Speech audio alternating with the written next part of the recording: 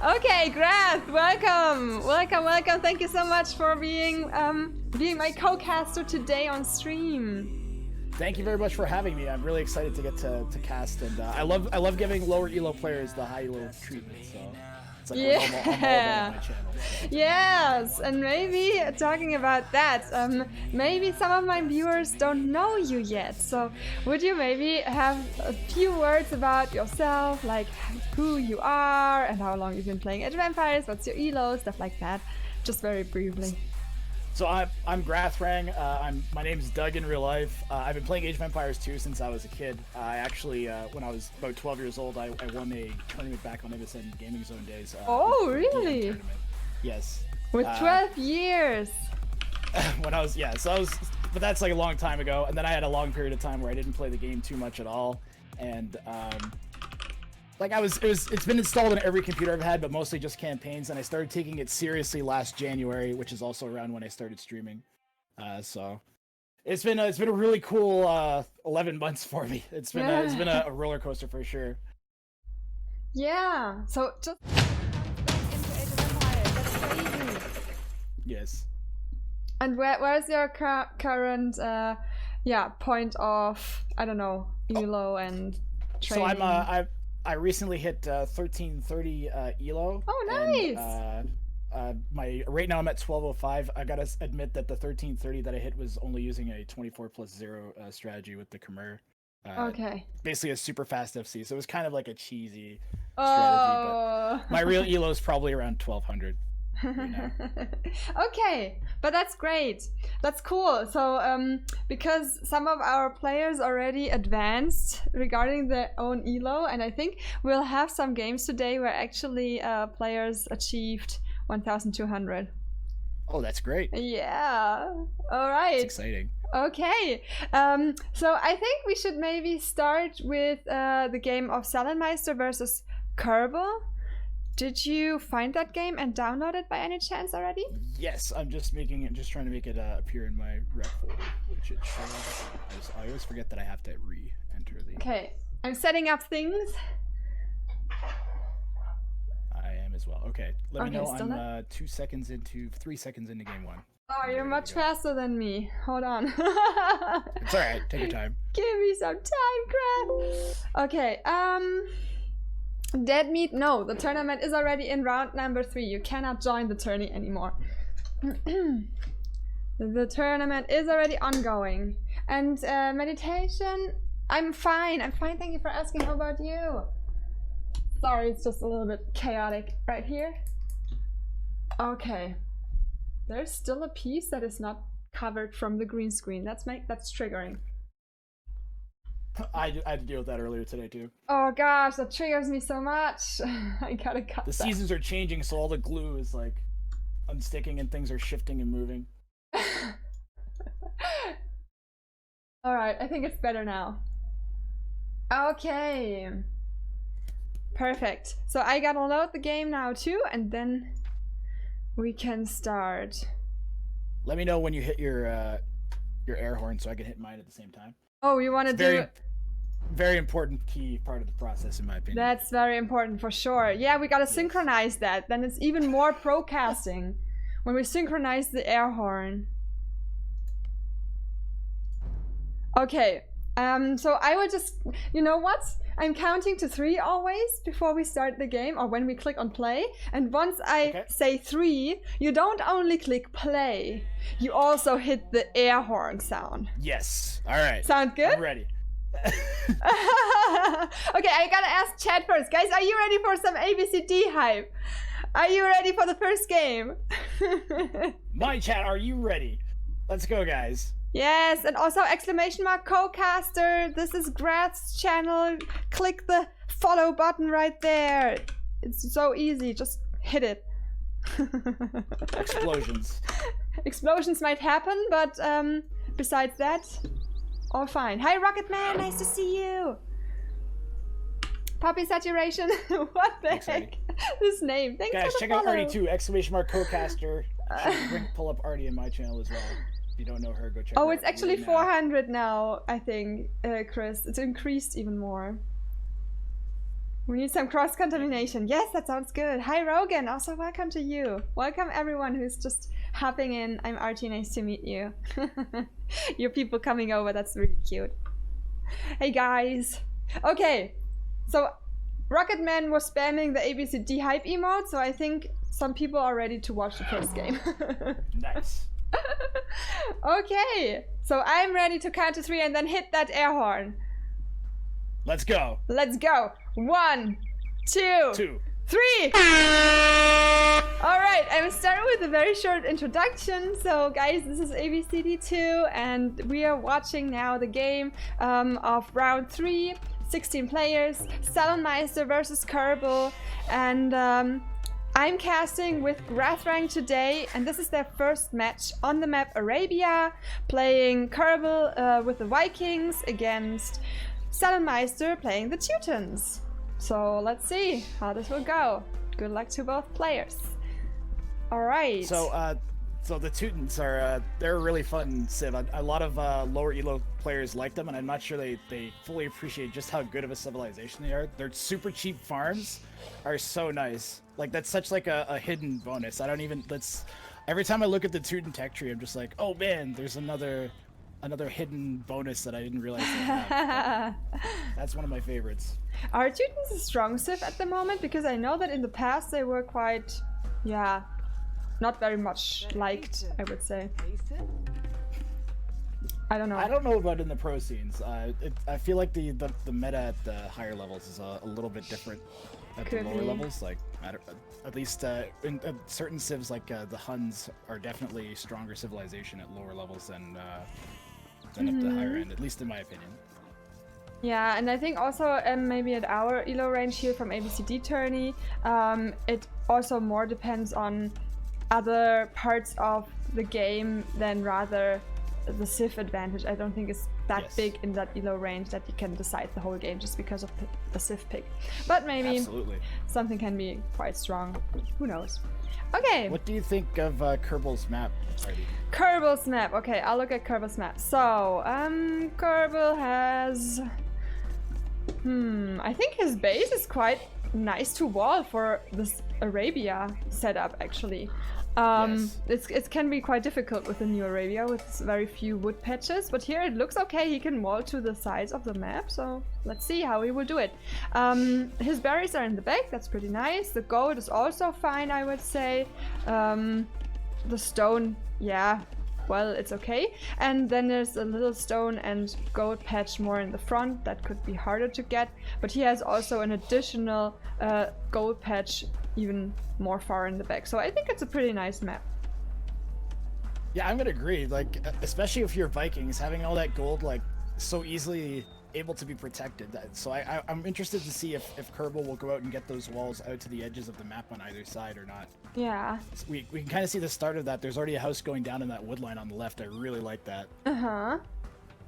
Yeah, so that's already closed here. Easy. Yes. Looking at Solon's map. So Solon's Teutons, and you know Teutons, I feel like lower levels you're gonna, at least at this level, me too. I'm thinking about Teutonic Knights, and I'm thinking about how am I going to get castles up all over the place, because they just, with their murder holes, they're just, they project so much power. They're like, I don't know, I really like them. I'm a crazy person, what do I want to say? You're a Teuton lover, I can tell. I have a secret love for the Teutons. But I like SalleNmeister's base too. Like although the gold is at the front, if he walls it properly, he could protect that with palisades. As long as he just doesn't wall to the gold at the front of his base, he'll have like protected. Yeah. Oh, my alert is actually making a sound. Hold on a second, please, Grab. Like, I thought I muted them again after yesterday, but it seems like it still makes a sound. Oh my god. Oh my god. That was from last stream, guys. I made it to an alert as you wanted it. It's quite crazy. Okay, Grath, you could talk again. I'm sorry, I just had to tell you so people can hear your valuable sayings about the game. Thank you. Raybo, thank you so much for the Twitch Prime. I appreciate that. After the game, I have to mute the sounds. I want to look at the Hi, Tia Lian. The Vikings have such a strong economy. So the Vikings get free won't. wheelbarrow, they get free handcart and stuff right from the beginning of each age. So you really want to like evaluate how is the other player going to be able to put pressure on earlier in the game. The longer you let a Viking sit back with their economy, the stronger they'll be. So as the Teutons, I think the best option is going to be probably the Knights. Like going into the Knight line, not the Teutonic Knights, but just the regular stable Knights. And we'll see if he opens with Scouts, if SalleNmeister decides to open with Scouts or not. Okay, yeah, let's see. Yeah, I think SalleNmeister did not scout that wood line. That was just like, it's just in, like, I don't know, very, very close to those tiles that have not been discovered in the north of his base. And yeah, now I think he's walling in the goat, kind of, and I don't know if I like that. Oh, let's see. I wanted to go up to that other wood line in the north. I'd be way happier if that wall, just because you want to protect that gold a little bit in case your opponent comes out, especially with Vikings, they're probably going to be making archers. Yeah, and he's just not scouted that little wood patch there, so he doesn't know that he can maybe, yeah, pull that palisade wall just up there. Yeah, it's, he has a hard time walling this map, I think, like this. Neither player's actually found the other player's base. Solid is sitting right outside Green's walls that are going up and can't even see them. Yes, exactly. It's like he placed his scout there and stopped scouting for a moment and just like... It's one tile out from seeing the palisade. So unlucky. Look at this, guys. It's hilarious. Yeah, but as we talked earlier, look at this. Koerbel is really walling towards the edges on the map, and I really like that. Yeah, so that's great. We've seen strange such a strong base for the Viking player. With look, there's actually 2 protected gold patches because of that. Yes. That's crazy. So that is a really, really nice map advantage, I would say, regarding the walling. SalleNmeister will have a much harder job here. And now there is a drush coming over. So both players just reached feudal age, but there are 3 militia coming over from Koerbel. And did SalleNmeister also go for drush? I didn't see, actually. I'm waiting to see if the stable is going to go down from Solon, but we don't have enough wood, and we don't have any militia coming out to try and counter Koerbel's militia. I do like the way that Solon has set up the base. Yes. There is a protected gold at the back now with the funnels that are going up. Yes, I really like that too. Like, it's very important just to make sure that when you're walling and you're taking a little bit more time to wall, then you just have like the last open hole, let's say, right under the TC, and now you just have to put your militia into the TC, and then the militia are walking right under the TC and could die there in case. I was getting worried for a second. We're gonna lose that one for sure, or are we? No reaction from Solid. Reaction. Yep. Yeah, okay, no loss so far. No villager loss so far. The man-at-arms upgraded now. And there is the first archer range coming from Koerbel. And the stable is a little bit delayed due to that drush man-at-arms thing. I mean, you say trush. It would be really nice if there was a tower put here. Does Koerbel... No, not Does Koerbel know about that other gold in the back? Pardon me, sorry.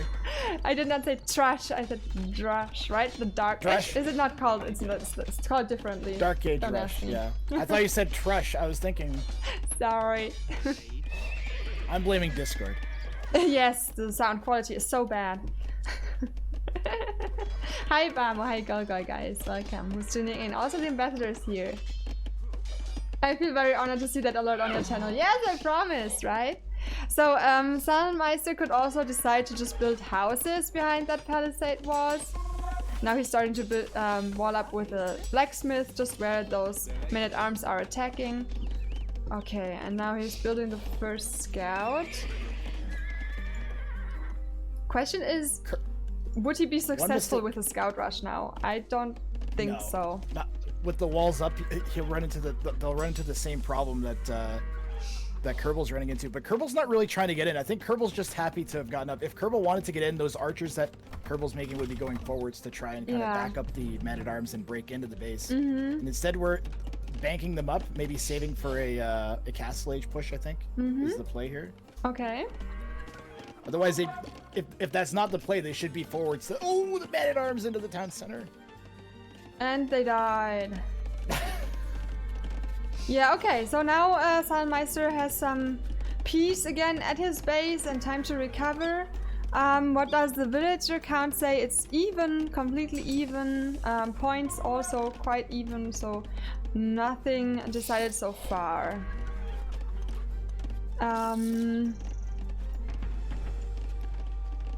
One thing that both players could do, maybe not so much Sullen, is go out and grab their deer. Especially Koerbel has those deer in the back of the base. Just like that's a whole bunch of free, really fast food that we could be picking up. Yeah.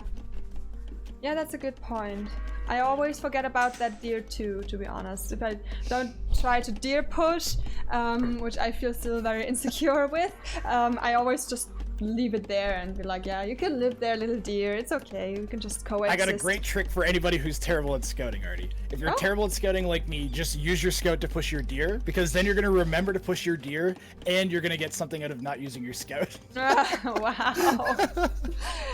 That's a great advice. Okay, but actually, look, Koerbel is now getting those deer, actually. He does not place a mill there. It's quite of a walk to get the deer. I like the archers coming out at the same time too. Gonna push Sullen off that forwards gold, but I don't think like Koerbel doesn't know that Sullen has a second gold in the back. Yeah, and he's using that now, so that's very good from Sallen here. By the way, Sallen is on his way to Castle Age. Koerbel does not have the gold yet because he was building the archers. So let's see. Did SalleNmeister lose another villager at the gold? I didn't pay attention to that. No. Okay. Oh, and there's a hole! Did you just see that? Oh no! And SalleNmeister ran into the base of Koerbel, and now Koerbel knows that there is a hole. I mean, it's nice that he can get some vision here on Koerbel's base, but he just told him there is a hole in your base, dude. You should go and close that. Hello there. I mean, that's if Koerbel can spot it before when the scout got in, because like looking at it, even then I'd look twice and see where the hole was. Well, I mean, it's so camouflaged. He sends his spearmen out now, so the spearmen just walk through it. The archers are walking through it, and there is this villager, and he's going to close that now. Right? Okay, no, he's not. He's just passing. Yeah, let's go. We don't need that. But the hole is I don't know. It's a strategic hole. Maybe it will be needed later. Who knows? Okay. That's funny. So knights are coming out from Sullen. So we're gonna see that knight line coming out. 3 stables is a lot of stables when you only have 5 on gold. I think that third stable could have been farms, but I like that we're gonna be this aggressive with knights this early. Yeah. So he has that Castle Age advantage now. Decides to clear those archers first, maybe. And he has a Castle Age advantage to be earlier in Castle Age. And, well, the hole is closed now. Never mind then. But they can melt down those palisade walls really quickly. And therefore, it would really be good to reach him before he reached Castle Age. I'd really like to see Sullen add +2 armor here. Yeah. You know that your opponent's going archers, right? So get that +2 armor and insulate yourself against the Viking archers that you know are probably going to be made anyways. Like you've seen at least one of the ranges and archers coming. Look, we can actually see 2 of the rangers already, Sullen. So definitely get that second armor, should be a priority. And now he's researching crossbowman at first. I don't know why he's attacking this wall now. Is there a hole between the houses eventually? I don't know. There is, yes. Oh, and don't run into those spearmen! So also Koerbel as a reaction researching the pikemen, so really trying to defend against that. He's building houses behind the palisades walls here everywhere, and double palisade wall in the left to make sure the knights won't get through that easily. Villagers are even at 41, and this, honestly, this could go either way. I like that we have Bodkin on these crossbows already. We're still missing the armor on these knights. I think Sullen's gonna lose some momentum here if he goes in with the knights. It's a bad decision. Oh, why? Maybe run around. Might be able to do damage if we run around a bit. That gold's really exposed. Yeah, the gold's really exposed. I mean, does he know about that exposed gold? He knows about the exposed gold. He could make use of that mobility more. and get away from those archers. And now attack those juicy villagers. And more knights are getting pumped in, but that was a bad spot to get through. It was just like immediately filled. Oh, but he got another catch on another villager here, so he's killing actually some villagers right there. At the front around the archery ranges and in the back of the gold at the same time. We also prevented that monastery from going up, Artie. Oh, yeah, right. There was a monastery. And now the villager count is differing by almost 10, so that was very nice for Salen right here. That was looking a little bad. Such a good decision from Solon. Just as I said, don't attack the archers. Maybe a little bit of late reaction, but that reaction saved it. Those going north to that gold, that was such a good decision from Solon. Yeah. How do you follow this up, Artie? Oh, if I were Salen, how would I follow this up? That's a very good question. I think I would build something against the archers. I mean, knights are already quite nice, but maybe get an additional siege workshop. And then yeah, that's what I was thinking, was a siege workshop with some scorpions, maybe. Yeah, and also, yeah, something against the pikemen. Right? Because they can be painful for my knights. The Teutonic precious knights. Get some bada booms, yes! We want to see the bada booms like last time from the ambassador. Those were huge bada booms. Like the clip I sent you, Grath, remember? Yes! That was insane. Yeah, it's definitely bada boom time here. That hill that he, like, Sullen, you can see it in SalleNmeister's brain too. He's camping that hill. Just something needs to go up there. A castle, a siege workshop, something needs to go and sit on that hill. It's a very nice strategic hill in the middle between both bases. Could give him some very nice advantage here, so let's see. And there is a siege workshop and a scorpion. Look at that! What do you say about that, Grath? Called it. Such a beast! Ooh, but look at the Viking. Look, Koerbel's gonna take the hill, and that's actually huge because these knights still don't have their second armor. We only have one scorpion, and it's gonna go down so quick on the hill. Oh my goodness! And they have the hill bonus, and he's doing that really nice here. Koerbel's playing that really nice, sending his pikemen to the front. Now against the knights. I can't tell which way this fight's gonna go. It's right on the edge. Koerbel should have stayed on the hill, I think, and just tried to micro around on the hill instead of going down like that, losing so many archers here. Yeah, now the knights can strike through here. Oh, but very nice also the monks. Big conversion. Yes, very nice. That could flip this fight. Wow, the pikemen in there doing work too. Yeah. Wow, that was big very fight for good. Koerbel. That was crazy. Koerbel's fighting from 11 villagers back, Artie. Yeah, it's so great that he's building also the monk and the monks for conversion of the knights, also for countering those. It's really good. And now also a counter siege workshop from Koerbel. Very nice also that TC in the front at the gold. I love this converted knight getting value on the scorpion. I'm so sorry to interrupt. That's just so good to see. Like, that was so much. You gotta, oh my goodness. That was a very good conversion. Very valuable already for Koerbel. Against the Teuton too, like. Yeah. And he's making. The Teutons with the additional conversion resistance, sorry. Yeah, it's always a little bit difficult because there's a little delay and you tend to talk at the same time on Discord. It's fine, it's normal. I just wanted to say that also I feel like Koerbel is doing a good job on the villager production, because look at this. There is some idle time for SalleNmeister at the moment. He has not produced villagers for a little bit, and now there's only 4 difference in the villager count, whereas we had a bigger difference earlier. So a little bit idling his TCs there. Yeah, that's a really big climb back from Koerbel. That's what are we on? Are we on 3 TCs for both players? No, 2 TCs from both players here. I love that the monks getting mixed in with the archers and the pikes. This is a nice little army composition that Koerbel has going. Yes, I really wish one of the players would get something on top of that hill though. I think Koerbel is trying to occupy that hill and then eventually even build a castle. He's not on stone yet though. He should definitely try to get a castle on that hill.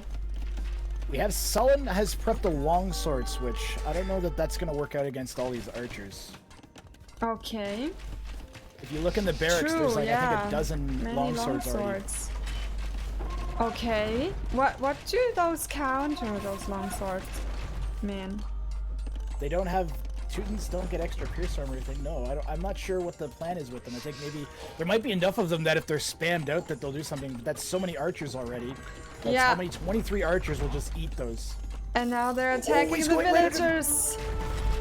Look at the missed micro from Koerbel.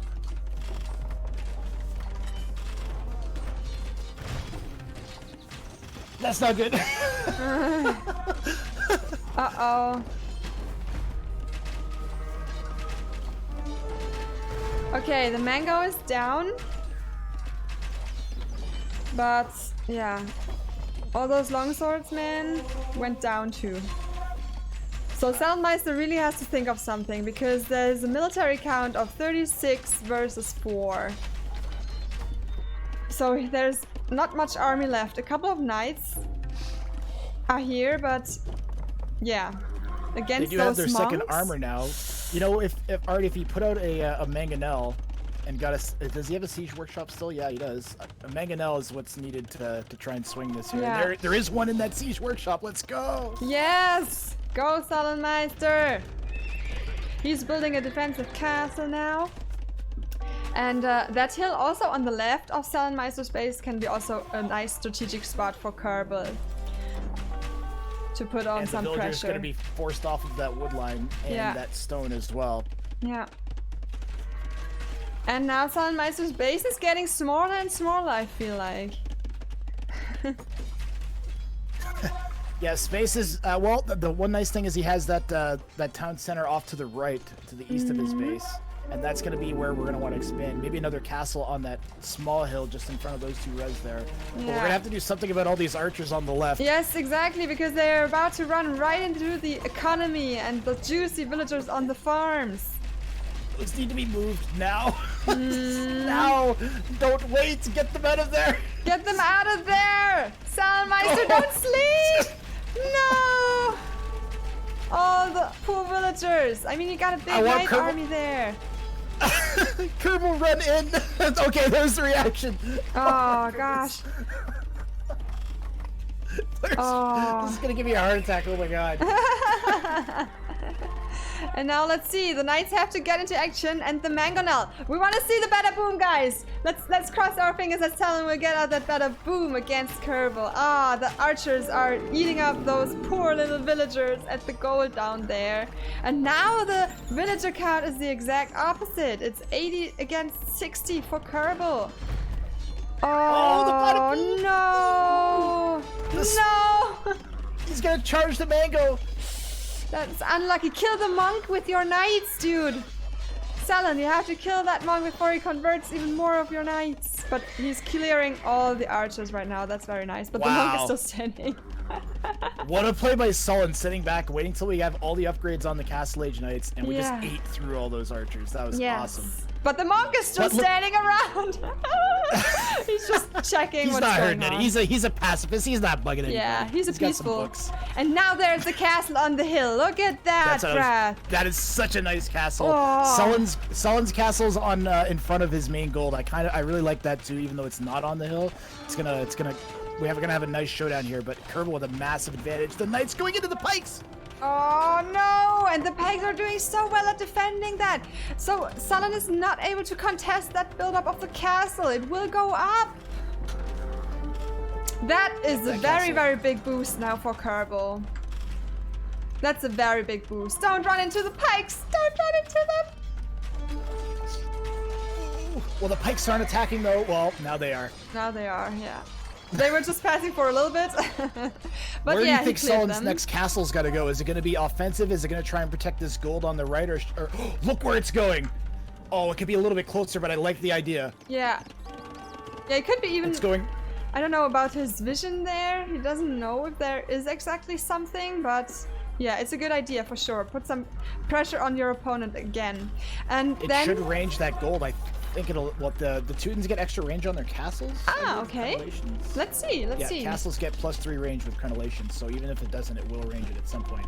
And what I just also wanted to mention, as he was able to defend against those pikes and clear those pikes with the knights earlier, he could have went again back to the castle because there were no pikes left anymore. I mean, now there are again some more standing around, as of course Koerbel's producing more. But at that moment where he killed the pike army, the little pike army in the front, he would have been able to get back there and contest the castle a little bit more. But now they're both on their way Imperial Age. Koerbel a little bit faster than Sullen, so let's see. It's going down, guys. The flip side of that is that, you know, Sullen has 2 castles, Artemis, so that's going to be a big help in the Treb War, even though Sullen will get up there later. We only have 1 castle from Koerbel. Yes. But it's in such a good spot. I wonder if Sullen's going to push into the eco, or if he's going to get stuck on pushing this castle that's in his face on his base.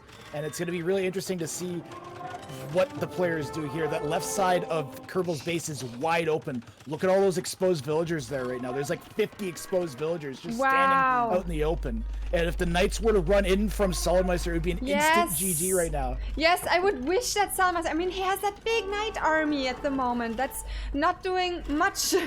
I would wish that he's doing a little bit more scouting, whether his opponent is getting out of his base, because at some point the players move out. Look how open it is. As you said, so many juicy villages with that knights. Just a few knights, just like, I don't know, 5 knights. Send them there and kill those villagers. Just scout a little bit more here, Salen. Oh, that would be so precious.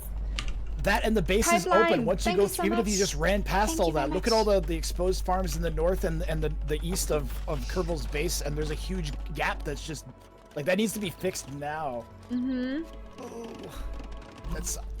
But I don't think. But Sullen's focus all seems to be on the right side, and now there's a castle in his face there too. Green with 2 castles, Sullen with 2 castles, and Koerbel's going to be up first to Imperial Age here. And he's immediately producing the trap. Very nice. Immediately clicked as soon as he reached Castle Age. And there's quite some impressive army standing around here already behind that castle. So let's see. 67 military for Koerbel to 33 from Sullen right now. Yeah, so let's see how Sullen will be able to defend against that. Because now the trap will create that pressure. Also trap building from SalleNmeister, and he will try to destroy it with his longswordsman. I wonder why Koerbel is not moving closer to his trap with the army, because he was basically leaving it completely unprotected in the front of the castle. Yeah, now SalleNmeister can go back with his longswordsman and basically just destroy the trap easily. Yeah, and now Sullen's gonna have the advantage in the Treb War here. Although we do have Rams. Rams in the north from Koerbel are doing some work on that castle. There's nothing really countering them. There's just capped Rams in that Siege Workshop from Sullen. Okay. And something needs to... Is he going to try and ram the Rams? He's ramming the Rams! He's ramming Rams! Hype in the chat for the Rams! Away. Oh no, he's ramming the house! Ram the Ram! That sounds so stupid. Ram the Ram! Oh, the 1 Teutonic Knight. That's actually really nice. Teutonic Knights from Sullen. Hype in the chat for Teutonic Knights. They're gonna eat these pikes. There's only 2 of them, but they're gonna eat like 10 pikes each. It's gonna be crazy, and I love it. Teutonic Knights OP. The Ram. Yes, it's the Ram.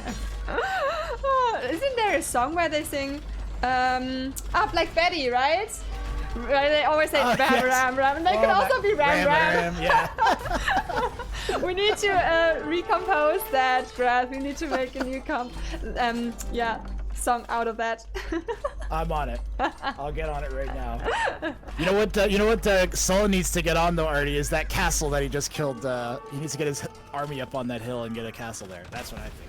You know what? I'm just thinking also, like, Koerbel is raiding and Sullen is not. And Koerbel is just in the base and SalleNmeister is not reacting on it so far. Look at this big archery army. I love that. This can be game decisive if if SalleNmeister won't react on that much. Sullen's sending 2-handed swords to try and clean up the Arbalests, but the Arbalests are pathing somewhere and they're not reacting, so they're actually getting really a lot of damage done by the 2-handed swords. Oh. Okay, maybe he will be able to clear that army then. But I really want to look at those massive army of now they are cavaliers, I think. Yes. But he could just send 5 of those knights or cavaliers or whatever to the left of Koerbel's base. There's nothing scouted here. Now he has an outpost. Go and send those knights to those precious villagers and eat them. SalleNmeister just deleted his stable to get to the Arbalests. Okay. Yeah, well, I mean, they were scary for sure.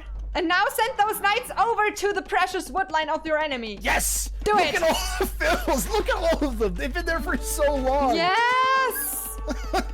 My game is No, lagging the trebs are... so much. He's sending the trebs on the hill and they're going right into a bunch of arbalists. Oh no, those traps, like, unprotected. Don't send your traps unprotected to the front, guys. We've seen There that are from some Teutonic Koerbel, Knights close, but... and now we've seen that from Teutonic Knights- SalleNmeister too. Yes, the Teutonic Knight's worst enemy is the Archer. And your Vikings already have arbalists. You gotta stop making the Teutonic Knights now and get back onto the Cavalier, I think, and into Paladin.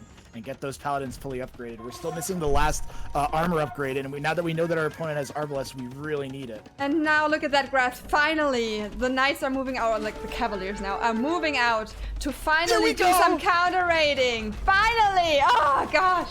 Thanks! It took so long. It took so No, long. he's running past it! No He's running way!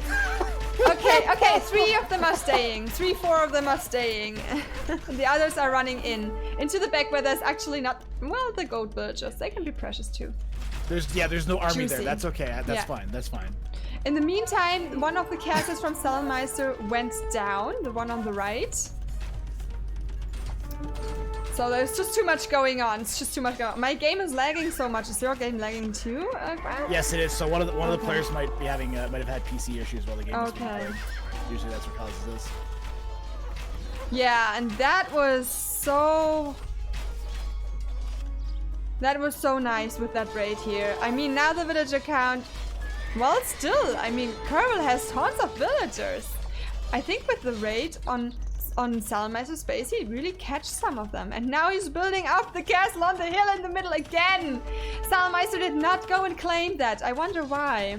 Because he had the dominance in between. If he goes forwards with those two-headed swords, he can deny it as long as he has something to deal with the arbalists that are there too. He even But, sees there's the only 3 castle. He can see it. Yeah, I mean, it's hard. Yeah, there's so much going on right now. He has to take care of those few cavaliers that are still around and that they won't get killed by the pikemen. And I don't know, there's just a lot going on. He has been raided, I think, again. But that castle would have not been necessary, really, for Koerbel. Absolutely. SalleNmeister had the dominance before. He could have claimed that hill. Just stay on it. Don't let your enemy come back and claim that castle hill again. It's just the same situation as before. One thing I'll say, that players who get overwhelmed in situations like this is what walls are really good for, to stop the raiding and give you a chance to react to the main battle in front, and that's kind of what SalleNmeister is doing here. That's why we have this mixed army that's going to push champions and cavalier doing work. Not enough, though, I don't think. There's so many arbalists there from Koerbel. Yeah. It's a massive army. I mean, look at the military count now, Grath. Oh, no. It's Yeah. 69. Yeah, that's to not 4. looking good. That could turn around in a bad way right now for SalleNmeister. The points are already differing. I think SalleNmeister also stopped creating villagers for some reason. Whereas Koerbel is still producing villagers and he's at 120. SalleNmeister is full crank on the barracks champions. And look at all the villagers going forwards on the right from Koerbel here. Yeah. And I wonder what they're They up have to. a plan. They have a plan. What's the plan? Oh, they contest the gold here at the side. I really like how Koerbel is spreading out on that map. Look, on the left they're taking the gold. On the right corner they want to take the gold. So he has the vision over the map, I feel like, and the control. And happy villagers again on that wood line, the juicy wood line. Like, I don't know, how many villagers are these here, guys? I'll just have a quick count. 40 villagers! Just 40 villagers on that juicy wood line, completely unprotected for most time of the game. Oh, SalleNmeister, that's a GG. That's gonna do it. Not able to turn back the Arbalest mast, and that's gonna be the end of this one. That was a great game one, though. That was a great game. Oh my god. Congrats and GG to both players. That was exciting to watch. Damn. What a great game. I'm giving them an explosion. Yes, give them an You explosion. guys can't They see it, but deserve I've the given them an explosion. Guys, explosion go over over to Grath's channel to see some explosions going on. Exclamation Go over mark to Artie's channel to Cocaster. see better casting. Yeah, I mean, Grath, what do you think? What was the decisive point here? Why? I mean, it was even for such a long time. It was so balanced. And one guy had the hill. Okay, then the other guy had the hill. Then one guy did the raid. The other guy did a raid. It was so, wow, what's going on? Everything was balanced. And then all of a sudden, the turning point came. And what was it? What was the point? It's not the first castle that went up on the hill. It was the second castle. The second one, right? It was the second one. If Sullen had gotten the second castle up there, look at all the buildings that he would have either prevented from going up or killed with his own castle. And instead, he has this horrible push in his face and arbalests that are pushing down a hill against his knights and his champions, and it was just too much. So I think that hill was the decisive moment. Yeah. Here. What a very, very strategic, important hill on that game. I mean, SalleNmeister had the dominance. Like, when he was able to get down the first castle from Koerbel, he could have claimed that spot immediately. Yes, he had the dominance in that moment. Right, the second you said it too, that was the time to do it. He had the stone, he had the military, he had the lead in the game overall. All he needed to do was project his power more into his opponent's base and not kind of sit back. And instead he went off to the right and he went with that push off to the side instead of just trying to get that important hill. Like, if you look at where the hill is, it's literally exactly in between both players' town centers. So important. Such an important hill. It's incredible. But that's also something. I mean, there's so much going on, right? You're so focused on your economy, you're focused on raiding, you're focused on defending, you're focused on attacking, here and there creating vision. It's just so much, and then you have to also react in that basically 5 minutes or 3 minutes time window to think of now putting your own castle on top of that hill. Like, you have to get to that idea and do it in that very, very little time window. It's not that easy. It's just looking easy when you look after the match from the outside, but when you're in the game, it's quite difficult to really, realize that strategic spot that could win you the game, basically. Yeah, absolutely. Some people say the swordsman was not a good idea. Throwing swordsmen to the archers was not a good idea. The long swords were a misplay. Some people think that the long swords were not a good choice. I would have loved to see a little bit more mangoes from Grey, or scorpions or such, because the arbalests from green, they were always in a very, very close army positioning. Yes, I've become really partial to scorpions lately. They work against pikemen, they work against archers. In masses, they even work against knights. Like, I love mass scorpions, and you only need about 3 or 4 in early Castle Age to wipe out like just an unending amount of pikes, as long as you have some sort of shield in front of you. So I feel like it's really they're underused as a unit.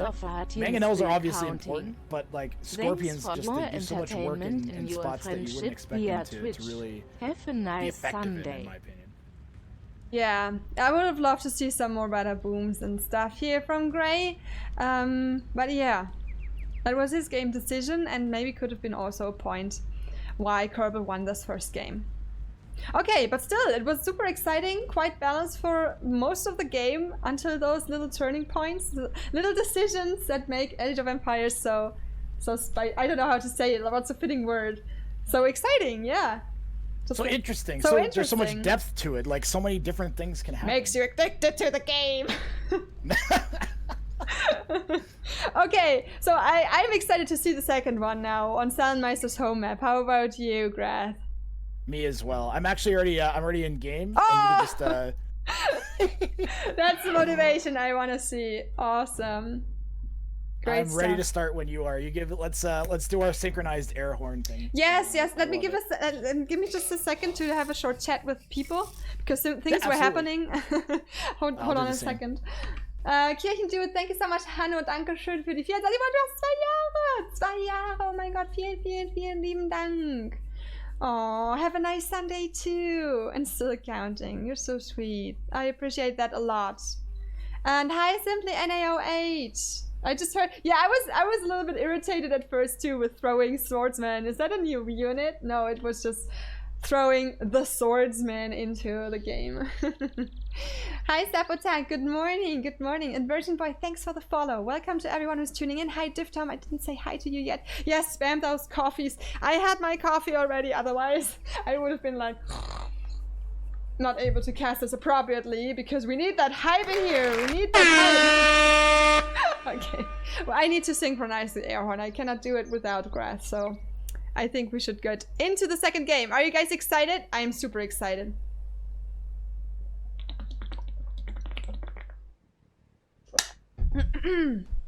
Okay, just grab a sip of water so my voice can still talk. And then let's go. Are you ready, Grath? Absolutely ready. Okay, so I will count to 3, then we'll hit play and the air horn, synchronized, perfectly synchronized. And then we'll have a look into the second game. Yes. All right, 1, 2, 3. Guys, you gotta tell me whether that was perfectly synchronized, okay? You have that was perfect. Yeah, did you check it out? Did you see it? I saw. I think I got it. Like I was watching on your stream, and I think I have the delay. I'm trying to time the delay of how far behind I'm watching your stream from real life. I think I got it. Yay! Oh, that's so cute. Awesome. Hi, Version Boy. Welcome, welcome. So yeah, this is game number 2 between our players in ABCD2, Koerbel versus SalleNmeister. And this is the home map from SalleNmeister, who lost the first game, and he chose Valley. This is the map called Valley, and he picked the Mongols on that map. Okay, let's look into that a little bit later. On the other hand, Koerbel is playing Mayans on that map, and yeah, I mean, that's basically it. Right off the start, Koerbel did have a bit of a shaky start with the Mayan start. We didn't go right into Loom. We actually queued the vills up like we would in another build, so we were housed for a second off the start. Oh. But it looks like, yeah, so that's why we're actually like a villager behind, I think, or are we still a villager ahead? Did we have idle time from Salt? We actually had idle time from SalleNmeister, so Koerbel actually got away with that. Yeah, that maybe worked at out. our elo still fine if you don't do the perfect build order. Yeah, but that's a Mayan thing, right? Yeah. That's a Mayan thing where you have to make Loom first. Yes, your house. because you start with 4 villagers instead. Yeah. And you'll get housed right away because you have your 4 villagers plus your scouts. So you start off with 5 out of 5. So you have to get Loom and build your houses right away. Yes. The Mayans have a few cool bonuses other than that, actually, and one of my favorite is that the resources last longer, which it just it seems really unintuitive that every resource you just have more of. It's kind of like, so even if your opponent like half mines a gold, you can go there and you'll be able to get more gold out of it than he can. So wow. Yeah, that sounds super strong. To me, that's their most interesting bonus. I'm sorry to cut you off, Artie. That sounds very, very strong, yes. The consequence, though, is that their farmers work 3% slower, which I'm still not entirely sure pays off for itself, but... Interesting. Yeah, and then on the other hand, we have the Mongols. I think then SalleNmeister is intending to go for that extra hunt on that map, right? Because the Mongols have that hunt bonus, so they gather food, I think, faster from the hunt, or more food from the hunt. I'm not sure anymore now. They gather faster from all hunts. So that includes not only the deer but also the boar. But in this case, as you said, on Valley, there's so, like, if you look at the center, there's so much deer, especially on this one too. And the other flip side of that is if you look at the little patches of water, that means you could mill that deer and then go to the water right next to it and fishermen like shore fishing with villagers. Super fast way of gathering food too. Yeah. So that's potentially a super strong push that's a great pick from SalleNmeister. Yes, exactly. I agree. So very nice that he prepared this game as his second game, as his home map. And I really want to see that happening, that he will move out to the middle immediate, or pretty soon, not immediate, but pretty soon. Because we've seen a game on Valley before, and both players did not get anything of that Valley. Like, not any of the extra resources. I was so disappointed, so I really hope this will happen this time. There's one particular patch of water that has like four shorefishes in it, right next to 5 shorefishes right next to a patch of deer, and that's so much like really fast food just sitting out in the open that I'd be shocked if it's like players have to go forwards and take advantage of this. You can't assume that the other player won't. especially when you're against the Mongols. Like it's just begging. It's so worth it for the Mongol player to go forward and build this. I really hope that's his plan to get there early and fight for the middle a little bit. Thank you very much for the follow, Deadlock Gaming. Welcome. Looking at the other resources, we have the main gold of Solon is in the front, and as well as the main stone. He has a rear stone, and I don't see. Oh, he does have a rear gold way at the back of his base. Yes. And it looks like it's fairly easy to wall too. It's almost like half walled already. Exactly. I mean, as you said, the gold and the stone, the main patches are in the front, but it's really nice to wall here, to wall off, so that maybe even with archers, they won't be able to contest and harass that. I would have wanted for the second wall of SalleNmeister to be a little bit more in the front, so he can also get more securely the wood here, because when you just wall up to the beginning of the edge, I don't know how to explain it. Yes. You just cut off your resources yourself. You know Absolutely. what I mean? No, the wall to the other, like just further back where that gold patch is. You don't have to wall around that gold patch, but just in front of it even, and cut off access to that hill. Because now, like, if Koerbel wants to go forward, he can go to that hill and attack those palisades, and they'll go down so quickly because there's a hill bonus on them. Yes, exactly. Just placing that wall here would have been strategically. Yeah, I cannot show you now, Grath. I'm sorry. I'm looking at your screen. I can see. You probably know what I'm talking about. And here. Right here. Yep. Yay!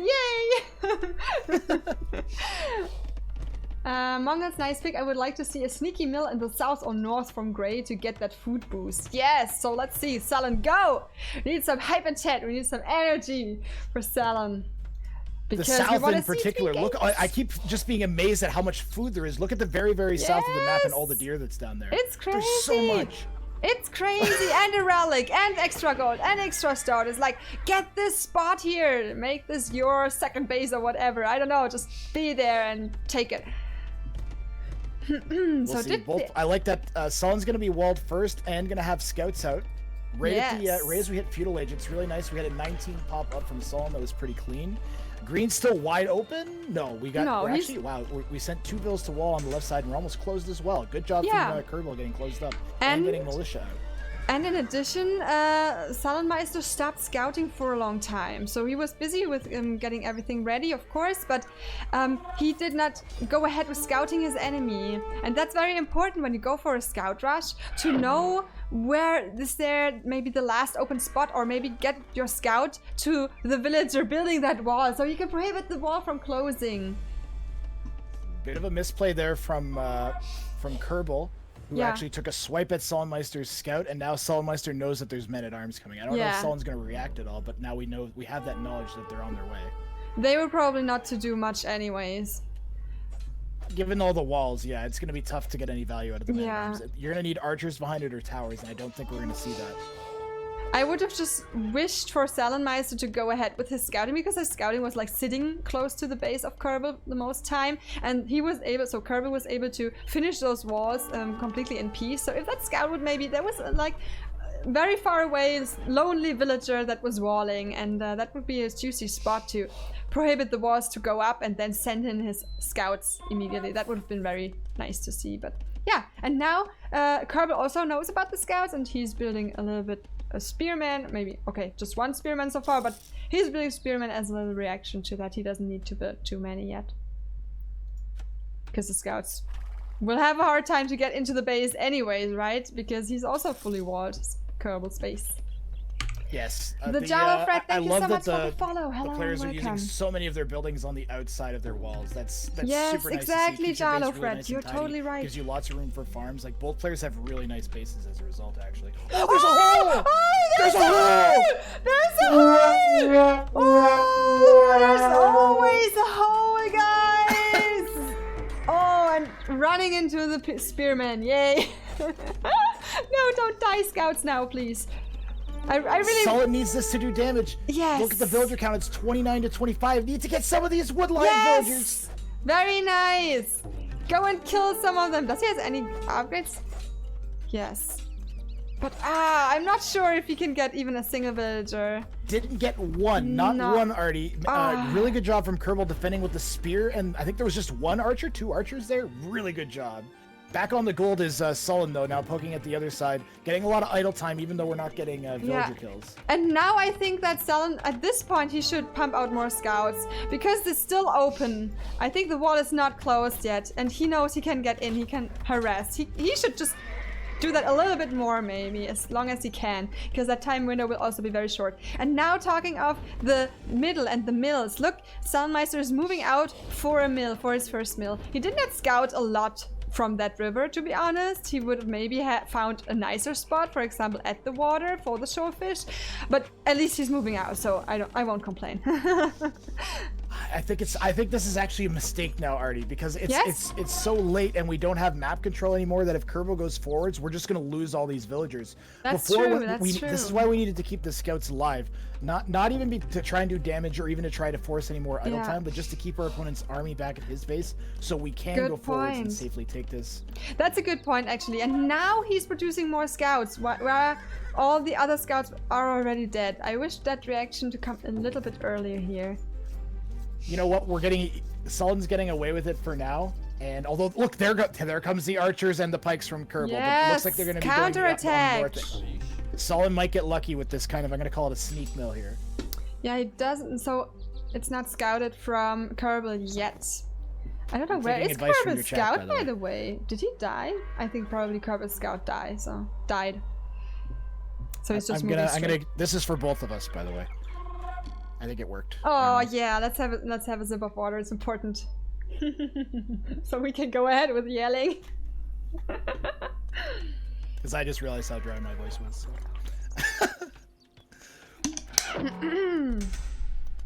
Skabarak, thank you so much for the follow and welcome. Koerbel seems to like his archer spear combo. It seems like, yeah. And look, I love that look at the positioning of the walls, keeping that main gold safe, Artemis. Isn't that great?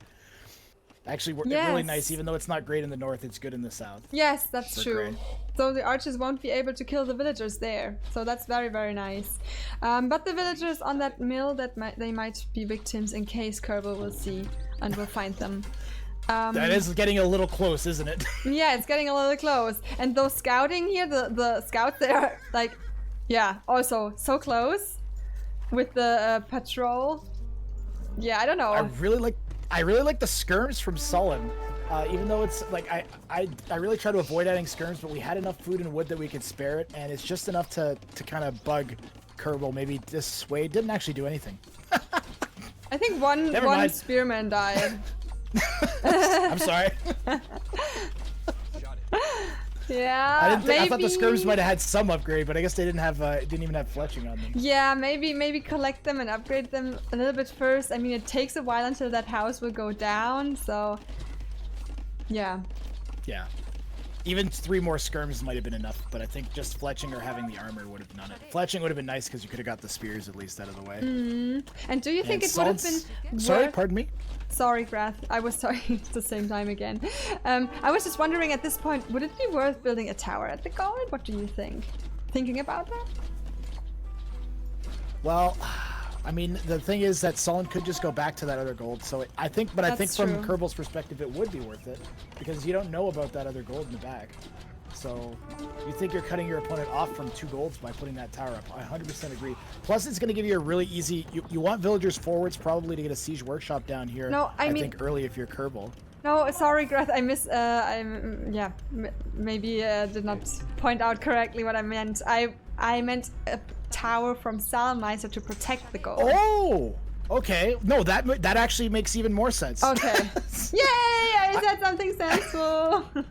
That makes a lot of sense to stop the archers just from getting in. Yes, that's what I meant. I mean, your Mongols, you're going to be going to stone anyways because you're going to be going. You're like the end game for Mongols is Mangadai. Like, everybody, that's to the point where like if that's not your plan, then you might be in trouble actually because that's not your strongest. You're not going to be making your strongest units. Like maybe you can get away with Paladin, but Mangadai or Cavalier, Mangadai is the way to go, I think. for Solon. So let's Yeah. let's see it. We have all this protected stone. Let's start gathering it now that we're in Castle Age. I think is the way to go. Get the TCs down. We have one of them going down on wood and gold. I want the other one on stone. There it is. Okay, I'm a happy person. I'm a happy person. And in the meantime, the villagers, by the way, gathering the food at the unprotected mill in the middle of the map died to the archers from Koerbel. So Koerbel was at least successful here, so maybe his attack at the base from SalleNmeister was not successful, but now he got some juicy 4 villagers in the middle of the map. Well, F's in the chat. that's also quite nice for him. Hallo Offensive Mandy, einen towers are wunderschönen banned guten in Morgen, wie ABCD? geht's dir? Schön, Is dass that du correct? reinschaust. That's a great Cocaster, even worrying about the partner staying hydrated. Yes, that's definitely right, Brati. Thank you, Brett. Okay, so both reached Castle Age just now, and it looks like SalleNmeister going for knights again, and Koerbel is going for those eagle warriors. Yes, okay. So I think knights aren't a bad choice against the Mayans. You know your opponent can go eagles. Maybe he just wants to avoid even thinking about going into Mangadai. But a knight skirm will do nice if he can get enough knights out in front of the skirmishers and get the skirmishers upgraded. The problem is it requires lots of micro because like 2 or 3 eagles will just eat through like a giant mass of skirms. Like no tomorrow. Okay, so yeah, let's see how SalleNmeister will then build his army composition. That can be quite What would crucial. you do if you were Solon? And I think I'd be going into man-at-arms once I see all these eagles show up, and maybe stop going into knights. I hate when my opponent's building eagles, and I always panic when that happens, so I probably would just panic and resign. So I That's a cannot really reasonable give some response, honestly. constructive, I've done the same. some constructive advice on that. No, I agree. That's a good response. You just look up and say, "Oh, I've got 2 knights and 6 skirmishers, and he has 10 eagles at my base. What the hell am I gonna do?" What the heck? Bye, I'm out of here. Oh, and that palisade gate melted down, and the eagles will do some devastating damage here. Now, Solon does have a villager lead. He's 9 villagers up, so he can afford a little damage. The idea for Solon here with the 3 town centers is to defend with as little as possible. And as long as the eagles aren't doing damage, you don't care about them. The knights, I think, if we get another 2 of them out, will do a decent job of cleaning up the eagles. But look at all the exposed villagers in the wood to the south. Yes. If Green went south, he'd be doing so much damage. Instead, he's going into the other doesn't town center, and know. he's gonna lose all these eagles. And Yeah. Solon's gonna actually get really lucky here and clear these. Yeah. He didn't know, Koerbel just did not know that there's this juicy wood line. And very nice that Solon was able to defend that here. And let's see, I think Koerbel is now, he just licked blood and he's like, I'm pumping out more eagle warriors and then get to that juicy wood line eventually, so let's see. So Solon should make sure to close the open base. That's a lot of eagles. That's a lot of eagles. And look at that aggressive ram build here with the siege workshop from Green. Koerbel's like, yes! He did not wall in that hill! I can claim it! I'm just pumping out those rams and destroy his base. That's a great call, Artie. This is exactly what you said and what we had to be worried about. Although I don't like that we're trying to defend knights or trying to defend eagles. Oh my, the eagles are getting eaten by the knights is what I'm trying to say. I don't like it. Yeah. Or are the eagles actually doing work here? Wow, the Yeah. numbers working in favor for Koerbel. Really Exactly. surprising. This is nice. I like this. I love this push now, Artie, even with the houses in front.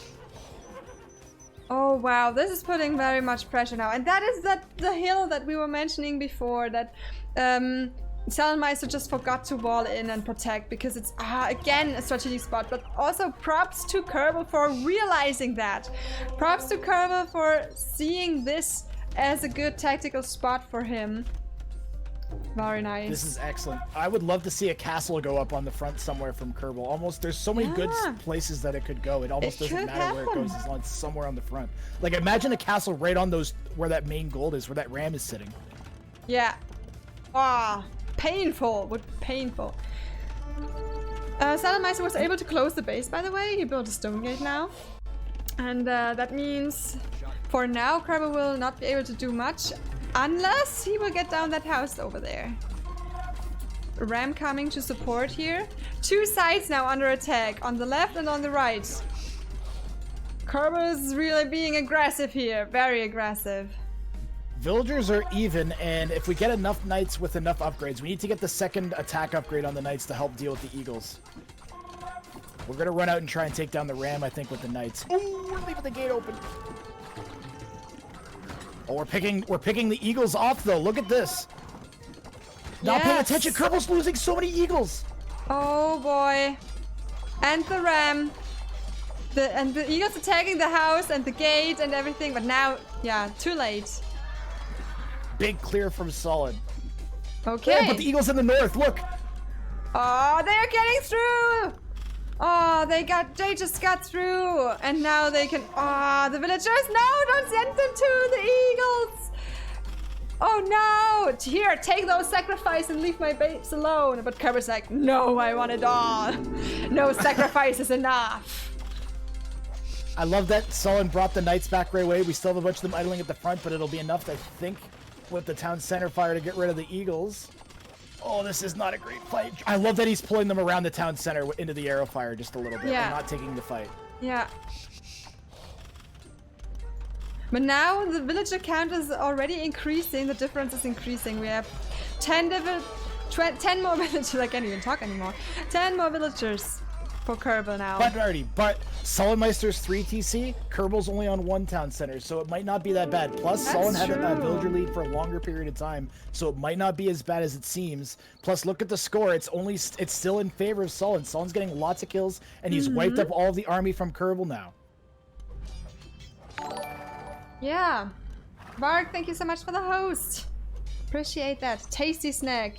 Look at them doing work. Exactly. Steamco says now it's time for swordsmen. Do you think that would be a pick here against those eagle warriors? Dankeschön. I think the play here for Sullen is go forwards with the siege workshop konzentriert beim because you know you just cleared your opponent's army.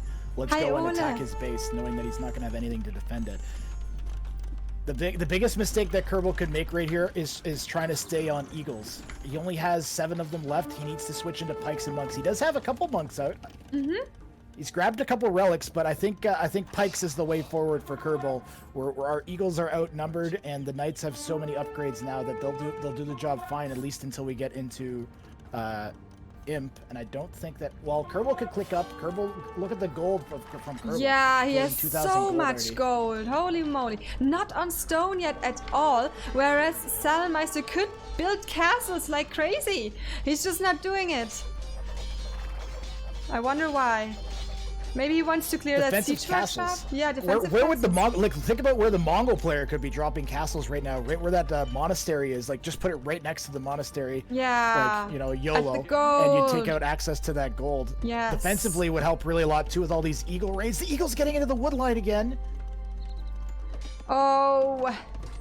Knights out of position. How did they get in again? The gate was opened. The gate was opened. Oh. It's really like, you don't want this to happen. You get those eagles raid you all the time. Villager count almost, it's 20 difference now, 20 already. And now SalleNmeister's walling off that hill. It's unreal that Koerbel has a 30 villager lead on 1 town center over a player on 3 town center. That's kind of crazy. Yeah. 2 town centers now, pardon me. And I'm not sure about the castle. I mean, SalleNmeister is building a castle now. That's good. I think if it was more north, it would be better. Protect that other gold pile up there, right? Yeah, maybe either protect your own resources a little bit more, or be more aggressive. But I'm not sure. Yeah, I mean, he has one, and that's already something good, but let's see. Yes. He should build a second one, even. Mangadai, right? He could be thinking about, I don't want to be too aggressive with my castle, because I want to be able to get Trebs out, I want to be able to get Mangadai out and get my upgrades and stuff. Yeah. At least with the first castle. The second castle might go somewhere else. How much gold, or pardon me, how much stone? We still have lots of stone in our base, we just don't have lots banked up at the moment. There's the other castle going down on the other gold, though. There's the other castle going down. Okay, that's good. Okay, getting a little bit more, better defense against his opponent. And his opponent, Koerbel, is reacting very nicely now with the pikemen against the knights. That pikes and eagles, and we haven't been making knights this whole time, Sullen. So the numbers are in favor of Koerbel now. Might be able to deny that castle. Go and send your knights. Well, maybe not. Maybe they would just die to all of those enemies. But guys! Oh my goodness. That's not good. That's not good. No. That castle should still go up, and you know what? A big mistake from Koerbel. Didn't send in the pikemen. No, all the why eagles did are he not gone now. send them? Just too late. Too late. And now the castle's up. And you take this fight if you're Solon because you're fighting underneath. You don't even need to. You just run around and let your castles eat all the pikemen up. Down goes the monk, and this is looking really good for Solon again. This is a really good, good series already. Yeah, it's so exciting. Like we are already here in the round 3, and those are our 16 best players. It's going down here. I love to watch those matches. It's so exciting. I think SalleNmeister at the moment just really is a little bit, yeah, I don't know. He's producing a little bit villagers, but nothing else. He's not researching right now. He's not building army. I feel like he's thinking about his game plan. He's thinking, what should he do? He's decided just to build more stables here in the front. We really need to get our economy going again. We're so far behind Koerbel, and we have the ability to catch up. We're just not using it.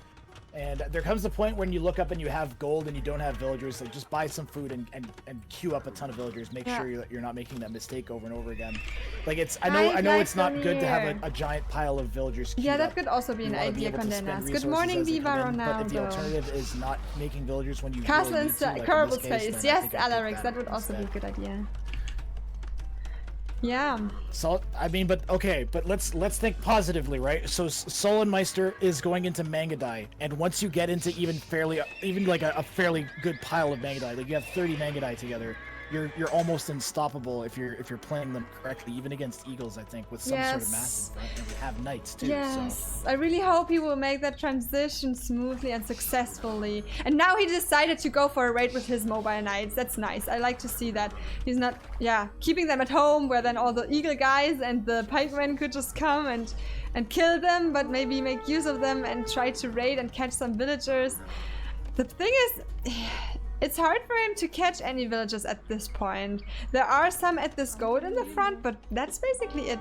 Otherwise, he would have to go through the palisade walls, maybe to the back here of the base of Koerbel. Okay, he decided to pull back. I really like that. Like Solon just ran in and took the fight and then ran back out. If we could keep doing that, that'd be ideal. Look at all the eagles that Koerbel has now. Yeah. There's a giant pile of them running around in the north, just kind of like scouting. Yeah. And mixed with those pikes, this is such a difficult army composition to deal with. And if you're playing as the Mayan player, it's so easy to get these out because you just queue all your barracks up and then hit 2 keys over and over again and just spam out your pikes and your eagles. Just a spam. Okay. And now SalleNmeister is creating the first Mangadai. How about the upgrades? Because they really need a lot of upgrades to get strong. He does have Bodkin, so Bodkin's already in, which means he'll be set for in terms of attack upgrades. But without the armor upgrades, which I don't know if he has those, we'll have to wait and see. He does have bloodlines because of the knights. Hi Chrissy, dankeschön für den Lag. We'll have to see how many defensive upgrades he has on the Mangadai, and we want to see Elite Mangadai come in right away. One thing that Green doesn't have is a castle, and it's only going up now that we're hitting Imp, and as a result, we're not being able to get trebuchets out fast enough, at least in my opinion. That's a very important point here. I mean, Koerbel did well in reaching Imperial Age so much earlier than his opponent, but in the meantime, he would have needed that castle to put out those traps. And now he has to build it once. He just realized once he reached Imperial, oh, I don't even have a castle yet. Oh, I did the same thing on Friday. Last time I was playing 1v1s. Oh, the eagles in the south! Oh! Are they melting? So many of them go down. They are melting. Knights with any kind of like ranged units behind them do so much more damage than it feels like they would do, and the Mangadai behind the knights is a mean combination for Koerbel to try and deal with the eagles and pikes. It's going to take a good amount of micro from both players not to throw units away, because if you get caught out with your Mangadai against the eagles or the knights against the pike, it's going to be just as devastating as the knights on the eagles for the Mayan player, or vice versa. Like, that's just... Here comes Elite Eagle, though, for the Mayan player, so at least we are getting our Imperial upgrades, Artemis. Yes, that's great. And the first trap is coming now, too. So he has still a little bit of time advantage here. Yeah, I feel like SalleNmeister really likes the horsies, which is very likable. I like horsies too, but I'm always missing something against those yeah, how can you call that? The slow ground army. Infantry. The infantry. I had to think for a second too. You know what?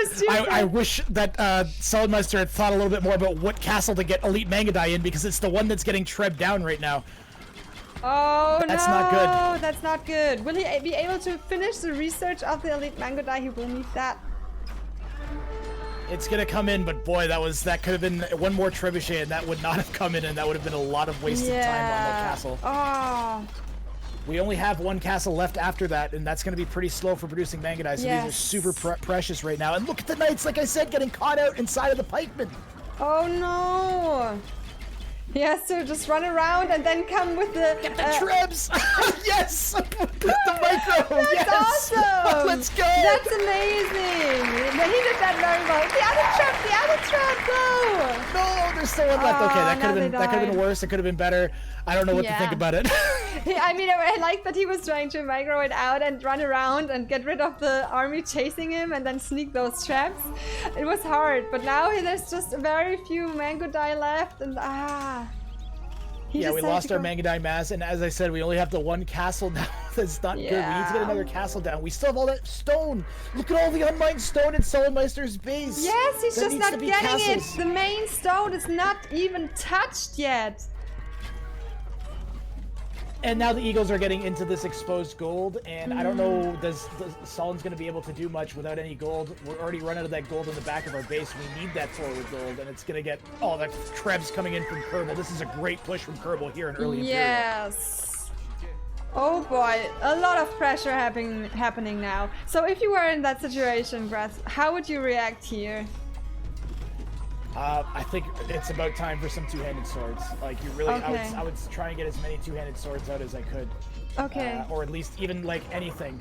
Like men-at-arms are gonna do better than any, because they'll eat the eagles, they'll eat the pikes, they'll eat the skirms. That's 100% the player. I just don't know that Salen has so much gold. Yes, no, that's the play. Buy wood, drop 5 barracks, get all of your upgrades, and wall, double stone wall, triple stone wall behind if you have to. Try and close this off and buy yourself time to get into a champion switch. That's 100% the play here for Salen. Okay. Let's see if Salen will, get to that idea too, because now there's a lot of pressure happening, and you have to think fast, you have to react fast, and don't sacrifice the next villagers to the pikemen. Oh, I was so close. Just another sacrifice for the enemy, but the enemy is not willing to take any sacrifices he wants at all. And we're seeing archery rages go down for Salen, so I don't think we're going to see a champion switch here. No. It's definitely the correct unit to be making, but I don't think we're going to see it here. Yeah, it's a lot happening, and Koerbel is pop cap now. He's just on 4 traps here right in the front, like running down everything. This is going to steamroll. 4 trebs are just, you can't even defend a castle with repairing vills from 4 trebs. It takes like 60 vills to repair a castle when 4 trebs are attacking it. Salen doesn't even have a castle. He has buildings and town centers. And the gates are open, and the Eagles are going to come pouring in, and this game, I think, is seconds away from being called here already. This game will be called, because the villager count is double, the point count is already above 3,000, and yeah, I don't see how he could defend against that army with that hussars. Yep. I feel like what SalleNmeister could definitely improve is like the choice of army. I have the feeling that Koerbel did that in a better way in both games. GG. Yes, this is a super strong army composition for yes. Koerbel at the end. Yes, Koerbel did that very, very well. And the army number advantage, in keeping up the production, whereas also keeping up the economy at the same time. I feel like SalleNmeister was a little bit more idling his TCs longer, so yeah, and I think it was a great game. The first one was a great game, the second one was a great game, but there are these turning points. Both games had those turning points where Koerbel was able to make that push that then SalleNmeister wasn't able to defend against anymore, and we've seen that in both games. Grath, what do you think? What was the decisive point in this game here, in the second one? You know what? I don't even know that The decisive point was that Sullen did not take advantage of having the 3 TCs over Koerbel. So it wasn't really like 1 point. It was just like a constant underusage of the TCs on SalleNmeister's part. Like Sullen was 3 TCs for so long. I don't even think Koerbel got to a third town center at the end. But for so long, it was 3 to 1 TCs and then 3 to 2. Yeah. And Sullen just wasn't producing villagers and wasn't able to get enough eco to get enough army out. I mean, even if you make the wrong army, if you make it more of it faster than your opponent, you'll still win. And so, like, Sullen could have done that with the army composition he had, which was Cavalier and some skirms were getting mixed in at one point. That would have worked. That's a solid army composition, even if it's not the ideal one in this situation. But we didn't have the economy to support it, and I think that's what happened. Yeah, and then also what we said earlier with the walling of that hill. So that was such a strategic, nice spot for Koerbel where he was harassing earlier. Just the like pressure. Predicted the pressure. That's right. The early pressure and the constant pressure from Koerbel made a huge difference too. Did Sullen even go and raid Koerbel at some point?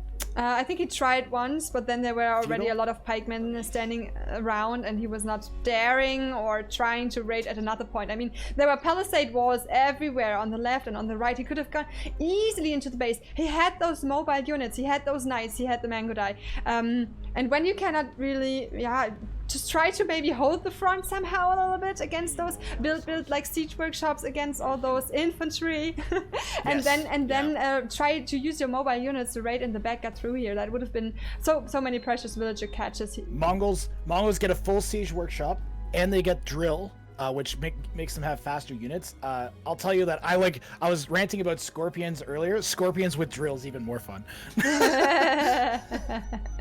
Yeah. But still, GG to both players. Both did very, very well. And it was also, like, elo-wise, Koerbel is above SalleNmeister. So Koerbel is above 1,100 already. He is at 1,189. And SalleNmeister is at 1,079. So nice. Maybe that difference actually also was, one of the things here in this game. That's a serious improvement. What was the top elo requirement for the tournament? 1,100. So that's like 80 points of improvement is pretty serious. Yes. Like. Yeah, we have some people who really improved a lot with their elo already. Okay. Absolutely. I would be down for casting another matchup, Grath. Would you want to do that with me too? I am so up for that already. I'm enjoying this so much. This is so much fun. Thanks for having me on. I love watching their games. They're playing so great and they're also motivated and they're so nice. Like SalleNmeister even saying GG and good luck for the next game to his opponent who will achieve the next round, whereas he won't, and that's so nice. It's just they're so great. I love our players. Yes. Okay. And thank you to Alavid who dropped and Koerbel for taking a peek at my stream as well, guys. Go check out Artie. She's the other voice that you're hearing. Please, it's her tournament. I'm the schlub. Go check her out. Exclamation mark Cocaster, guys. Hi Tiny Tris, nice to see you. Are we gonna hop into this right away, or did you want a minute? Thank you guys. I think I'll need a short bathroom break, but we can load the next game already. I would love to cast Helder versus Hadeo. Yes, that was the one I had my eye on too. Helder was actually in a show match on my stream yesterday, so. Oh, so you know already a little bit about him. Yes. That's great. Maybe that can give us some additional information here for the next matchup. Okay, next matchup, guys. I'll be back in 2 minutes. Give me 2 minutes break for a short bathroom break, and I'll be right back. Yes, exclamation mark Cocaster. Check out Grath's channel. He's doing a great job. I'm very happy to have him here today, even though I'm talking into his into his talkings all the time. That's cool. It's Discord. It's a Discord delay. I'm enjoying it. Oh, and people say great casting, so I just want to forward to that to you too. Great casting. Oh, thank you. I'm getting this. Lots of people over here asking who the co-caster is, so I'm assuming they think you're doing a better job than me. So that's great. Oh no, that doesn't mean anything. I'm just joking. Also, Bamo says you're great obviously doing duo. a better job than me. No, I'm not. I just want to know who's the female voice. Come on. And Bamo says great casting duo and nice games. So. Aw, thanks, Bamo. Thanks for all the feedback. We appreciate that a lot. That's what makes so us happy as casters too. Okay, I'll be right back. Have fun over at Grath stream in the meantime.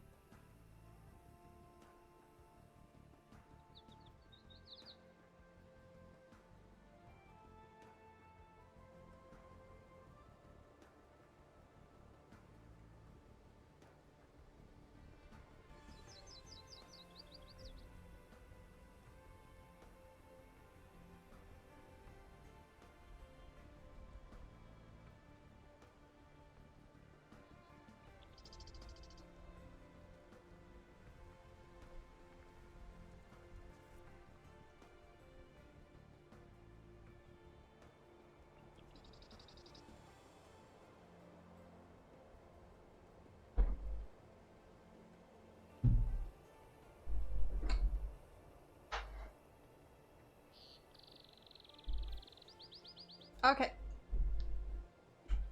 I'm back, guys. Oh yes, the next match is already here! Exclamation mark. Match Hadeo versus Helder. Yes, there's quite some elo difference. Let's see how this will turn out. Hi Killer Chicken. Hi Chrissy, Schnellpinkler. Ja, übel. Jolani, thank you so much for the follow. Welcome to the stream. Hello to everyone who just tuned in. So I'm about to cast with Grathwrang the next matchup in our ABCD2 tourney. This is round 3 with 16 players left, and it's getting down, guys. I think the next matchup will be so. All right, guys. So Grath, welcome back, by the way. I forgot. I had one mute switch turned on, but not the other one. Pardon me. Sorry. No worries. So many buttons, you can get confused easily, right? Yes. I just wanted to say that, like, a little bird whispered that the matchup between Hadeo and Helder will be super, super exciting, and I can't wait to have a look at the games. I'm so happy that we can cast this together, Grath. I'm actually so excited for, like, I love that I'm getting to cast someone that I'm a little bit familiar with. I think I've actually had Hadeo play in a couple of games on my channel before too. Yeah. So I'm really, I love that when I have just even a little bit of familiarity with a player, so I can see kind of how their mindset. Exactly. Game, so I'm really excited. Plus, you were saying now that it's an exciting series, come on, let's go. Air horn. I was recommended to cast this. It will be really cool, and we need to get that exposure also for our players. So I feel like they're practicing so much. They're investing so much effort into practicing and then improving their gameplay, build orders, everything, even increasing their own elo throughout the tourney. It's insane, and I really want them to get that exposure, to have many people watch their games. They just that's what they deserve, right? I just feel like they deserve it, and I'm happy when there are many people watching their games. Yes. Yeah, that's the main thing, is giving people a chance that they wouldn't normally get. That to me, that's the funnest part of casting stuff like that. Is like having the chance in that low elo range to have such an exposure and get their games casted with other streamers and having many people watch their games on Twitch. I think that's something very, very precious and cool and fascinating for them also. Yeah. Yes, yeah. Mega you Creature said it really well Gecko. Welcome to the stream. Thanks for the follows. I appreciate I'm so excited. It. Yeah, this is the round of 16, right? Yes. The series as well? Yeah. Yes. So does the winner of this move on to play the winner of the last quarters? And actually, so there's only next week left. So next week, during the week, will be all quarterfinals. Then on Saturday will be semifinals, which, by the way, I will co-cast with SlamJam. I'm a little bit fangirling here. And then on Sunday we'll be with Debbie and Viper. So that's the finals then already. So only 1 week. Our opponents, our players here are really approaching those very fast, and I think all of them have the potential to get there. So I'm impressed. I'm impressed already, honestly. Like, I've casted 2 games from your tournament, or that was 2 games. Yeah, 2 games from your tournament so far, and I'm already just like, whoa. Yeah.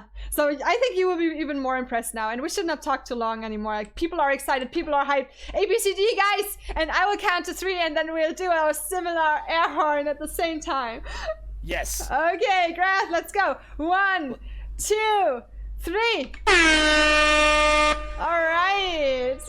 Welcome everyone, and this is the casting of ABCD2 tournament together with Grathwrang. Today we are watching the match between Helder and Hadeo. This is the first game of their match.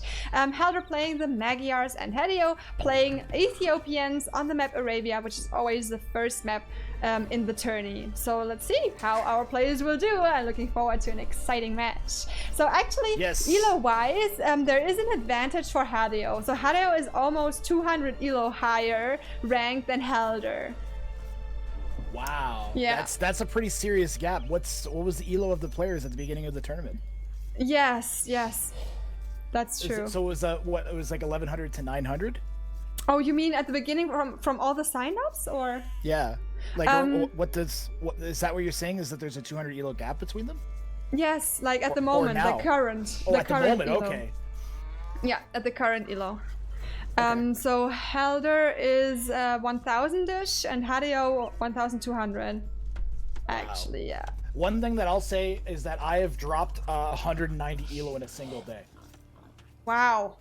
So yeah, I was like, I'm not proud of that. Don't get me wrong. I'm impressed. But I'm just saying that it's a thing that can happen. So a 200 elo might seem like a big gap, but I literally have played people within a 350 elo gap in the same 24-hour period. True. I mean, So- it can happen. So maybe Helder did that drop too. Who knows? Yes, consistency is the hardest thing at this level. Like being able to play just as good one game as the next game it's so hard to do that, and that's one of the things that separates the pros from us. Okay. All right. Short shout out to LeaderCore also. LeaderCore is in chat. Hi Lida, so nice to see you. I've been casting with him before. Maybe we can also have a little shout out for LeaderCore. Also did a great job, and yeah, thank you so much again, Lida. It was very nice to cast with you too. I'm so happy. Like, this is also something very special, which I love so much about this tournament, that we're having, like, we are always having co-casters. We're never casting alone, and that also means we rely on other Age of Empires players and streamers who are willing to join us for that, and who agree to do co-casting with us. And that just shows me that the Age of Empires community and the Twitch community especially, I don't know the whole Age of Empires community, but Twitch community is so nice and supportive of each other. And yeah, I mean, if I can ever help out and co-cast with you, and you want me to do a show match, or you want me to co-cast, just let me know. I would be totally down. I really would love to give that back. And Graf, thank you, by the way. This just reminds me that I forgot to turn off the alerts again. Thank you. Oh. I really enjoyed your and Lida's casting. Was that yesterday or the other day? I think it was 2 days ago already. I all I remember was you and LidaCore was casting. I quite enjoyed it, so I was I figured, you know, he's in your channel, so. No, that's check not out LidaCore, necessary. my channel too. Check out twitch.tv/LIDAKOR, LidaCore. Check it out. Yeah, exactly. And okay, maybe we should start looking a little bit closer at the game now. Yes. So maybe can you sum up a little bit about the civs eventually, Graf? Yeah, absolutely. So Hadeo's gone as the Ethiopians. Ethiopians are like an archery-based civ. They do get a free pikeman upgrade when they hit Castle Age, which is really nice if they open up spears against an opponent that goes scouts. But they have the best archers in the game. They have debatably better than British archers because they fire faster. So because of that, Ethiopian archers, they work in a lot of situations that other archers wouldn't. Like even +2 knights, if you have a good mass of Ethiopian archers, they'll take out knights where in a lot of situations other archers would lose. So they're an archer-based civ. The other thing they have going for them is they have a really strong siege workshop line. They have a fully upgradable siege workshop line. So that's their strength, is going to be probably a Castle Age push with some siege behind it, transitioning into Arbs into Castle Age. Looking at the Magyars, they're really open, versatile civ. They could go scouts, man-at-arms, archer. They can do anything. They don't have much of an eco bonus, but they have a really open and versatile tech tree, including fully upgraded paladins. So. I like the Magyars as a civ. They're a good if you're wondering like what civ should I play as a beginner, Magyars are a good bet. The only real bonus they get that's is a forging bonus. So they get free forging and free blast furnace when they get to each age. They get the respective attack bonus on their melee units. Okay, great. Thank you so much, Grath. And now we're seeing 2 militia heading over from Hadeo to Helder. And now, what I really like to see is that Hadeo is prohibiting Helder to get up that barracks with attacking this woman here, who is trying to build the barracks. And now the militia can do their work and kill the first villager. This is actually brilliant because Helder's going to be delayed. It looks like Helder might have been going into a scouts play and is going to be delayed from getting this barracks down. Yes. And going to delete the barracks? Ooh. I don't know about that. I think you leave it up and try and get it up later, and just I mean, it's just a drush. You could even try and fight it off. With the villagers even. Yes. So now they're And both. where's on the Red way. Scout? Oh no, Red Scout just died under Blues. That's actually really Oh, bad. Red really? needed that Scout at home to defend. Oh no! I wanted to like give the props to Halder earlier because he just saw the TC and then turned around again, to not run below the TC. But I assume he was just distracted with what's going on in his own base, and then I think he forgot might have about clicked the Scout back to his base, yeah, and then it just Oh. ran under the TC. Ah, that's so unlucky. That happened. So I would say that was a very, very successful drush here for Hadeo already. I mean, look at the villager lead. That's pretty substantial. Plus, Hadeo's already on the way up to pardon me. Hadeo's on the way up to feudal age behind this, and like 70% of the way there with a 4 villager lead. That's pretty substantial. Okay, What now do the you- barracks going up in the back here from Halder's base. And he will get another catch on a villager. Did Halder just send back this villager to work? Where the militia was still hanging He's around? gonna wall in the. He's gonna wall in the Scout of the militia. Let's go. That's so cool! That was fun. Okay, it goes down, but it was worth it. 100% It was worth it. it. Just like, I just house you in. Okay, and now Halder still needs to get out the stable. He's trying to build it, but the militia, they're doing such a good job. Are those freaking only 2 militia? Like, A 2 militia drush this effective is absolutely crazy. It's They look at all the they still have insane. HP going into the town center though. Now after all that, no. they could still just sneak that wood villager over there, but I think it's over. The time's over. Yeah. Now no more villager picks. The only thing you can do with these militia now is just go in and be irritating, which you can still get a little bit more value out of them. But that's still really good job from Hadeo. Even so, like you can just Yes. abandon this at this point if you want. Yes, and also that delayed Halder's scout rush. I mean, I was assuming he would go for the Exactly. scout rush. It was delaying it so much, and now he's even almost completely walled. I mean, Hadeo, and that is the best defense against the scout rush. I mean, a good defense. Pardon me. I was dealing with a technical thing on my screen. With all the happens overlays sometimes. and all Yeah. I had a thing pop up that said sub show match and my scoreboard was all out of whack. Anyways, I'm sorry. Oh, no worries. All good. I do like that Hadeo's gotten the archers coming out of these ranges right away. 2 ranges down and a smith and all these walls up. Man, Hadeo's base is looking solid. This is a really nice looking economy. other He than the did fact that so we're housed. great! While attacking in the front and attacking his opponent, he still managed to get everything up perfectly. Yeah, solid. Exactly. And thank One you, criticism Tristan. that I would make, Artie, I'm sorry to cut you off, is Helder getting those walls up. Those walls should have been up at the front first and not at the sides. And I'm sorry, I'll let you continue with what you were saying. Yeah, that's true. But I think he did not expect that rush to come. Like, he wanted to build that barracks in the front and then probably wall off the front. Yeah, so that rush was so successful in prohibiting to get everything up here in the front. And now even his main goal is in the front. That's also an addition to that Helder's base. The main goal is in the front. And now, yeah, I think Hadeo can just easily walk in there and be like, hi, what's going on? It would have been really nice if the walls had been out, kind of like following the path of that hill that's in front of it, even not on the hill a little bit. Yeah, opposed to again, a back, very but- strategic hill for Hadeo to harass that main gold here from Helder.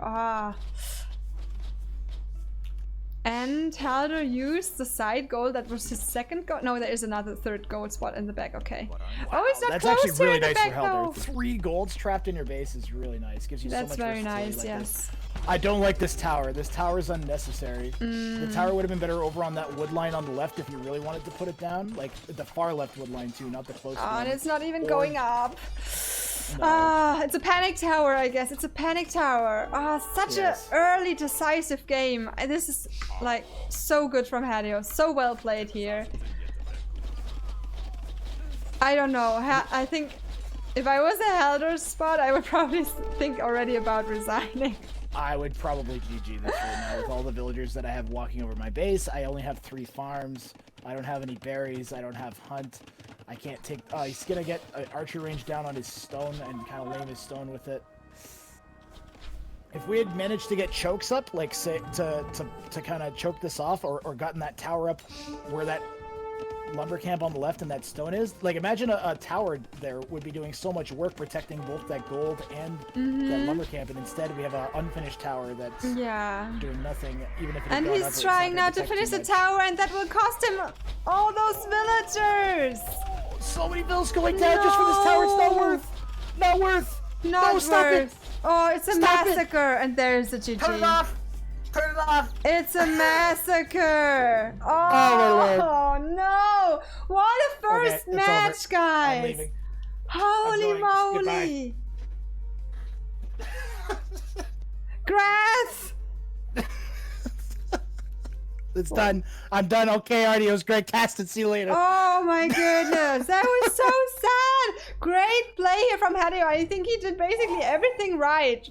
He just had that rush with just 2 freaking militia that could have been killed by those villagers from Helder, and it just like with prohibiting to get that early barrack up, and he just kept the base open of his opponent all the time, and he just needed to keep up the pressure, and that was it. It was GG. Honestly, that was clinical. The microing of the archers around the tower, keeping the look at the eco 30, even but without all those villagers dying, it was still so massively in favor of Hadeo. Like, this is an insanely well played game by Hadeo here. Yeah. And I'm intrigued now because this was such a one-sided game that whoever said that this is going to be a good series, I'm kind of like, okay, what do we have in store for game 2? Yes, if exactly. This is what game 1 was. This is intense. Yes, I really want to see what game 2 is, because if game 2 will look like that, I wouldn't call this an exciting matchup. Right? So let's see. That's why I'm like, man, that's like this archer work. The Ethiopian archers just do like, there's, if you don't have the right units out in time, like he needed the archers, the skirmishers out did Helder. Yeah. So much earlier than he was even getting close to getting them. Yeah. Oof. Wow. Just wow. I want to see the second game now, guys. I don't want to wait any longer. Grath, are you okay when we just hop right into second match? I am absolutely ready for it. I will do that right now. Okay. From my viewers for a second, the screen, so they can't see the movie magic. That's in quotation marks. That's important, the movie magic. Guys, my Cocaster is Grathwrang, !Cocaster in chat. Leave him a follow, he's super cool. Love casting with him today. And he's doing great streamer work. You gotta check out his overlays. He showed me once, he has like 1 million scenes in OBS. And I'm like, I don't know, let me count. I will count now. How many scenes do I have? 1, 2, 3, 4, 5, 6, 7, 8, 9. And I'm overwhelmed with my 9 scenes here in OBS. I have a start screen. I have a just chatting screen. I have a 2 cam screen. I have 2 gaming screen and 1 Just Dance stream, which I never use because I cannot stream Just Dance anymore. And then I have a pause screen, which I never use, and an end screen, which I never use, and a very weird scene where I don't even know what I could use it for. Okay, I'm already confused with that. So I'm so impressed from your setup. I tried to count all my scenes the entire time you were talking, and I only got up to 116, and there's still like at least like 40 left. So. It's crazy, guys. I'm so impressed. Leave this dude a follow. I can only recommend. Thank you so much. That means a lot. Thank you. You have no idea. I don't get asked to co-cast too much, so this is like, this means so much to me. So I'm super pumped for it. Aww. Yeah, and also let's respond to some things on chat here. Exciting or great because it is extremely well played by Hadeo so far. It is, and I'm so excited for the next game now. Thanks for the follow, that NYS guy. And Julius, thank you. You are totally right. Thank you very much for the follow, Mrs. One Step. Ja, Chrissy, check out his OBS. Du musst es dir echt mal angucken. Das ist der Wahnsinn, ey. Der Typ ist insane. Was der drauf hat. Ist es mein Vorbild? Ist einfach mein Idol. Sorry, that was a very short German. Dankeschön. Throw in. I don't think I need to translate it. Hi, Kiki. So yeah, I think Frank is asking the right questions. He wants to see what the next game is about. I agree.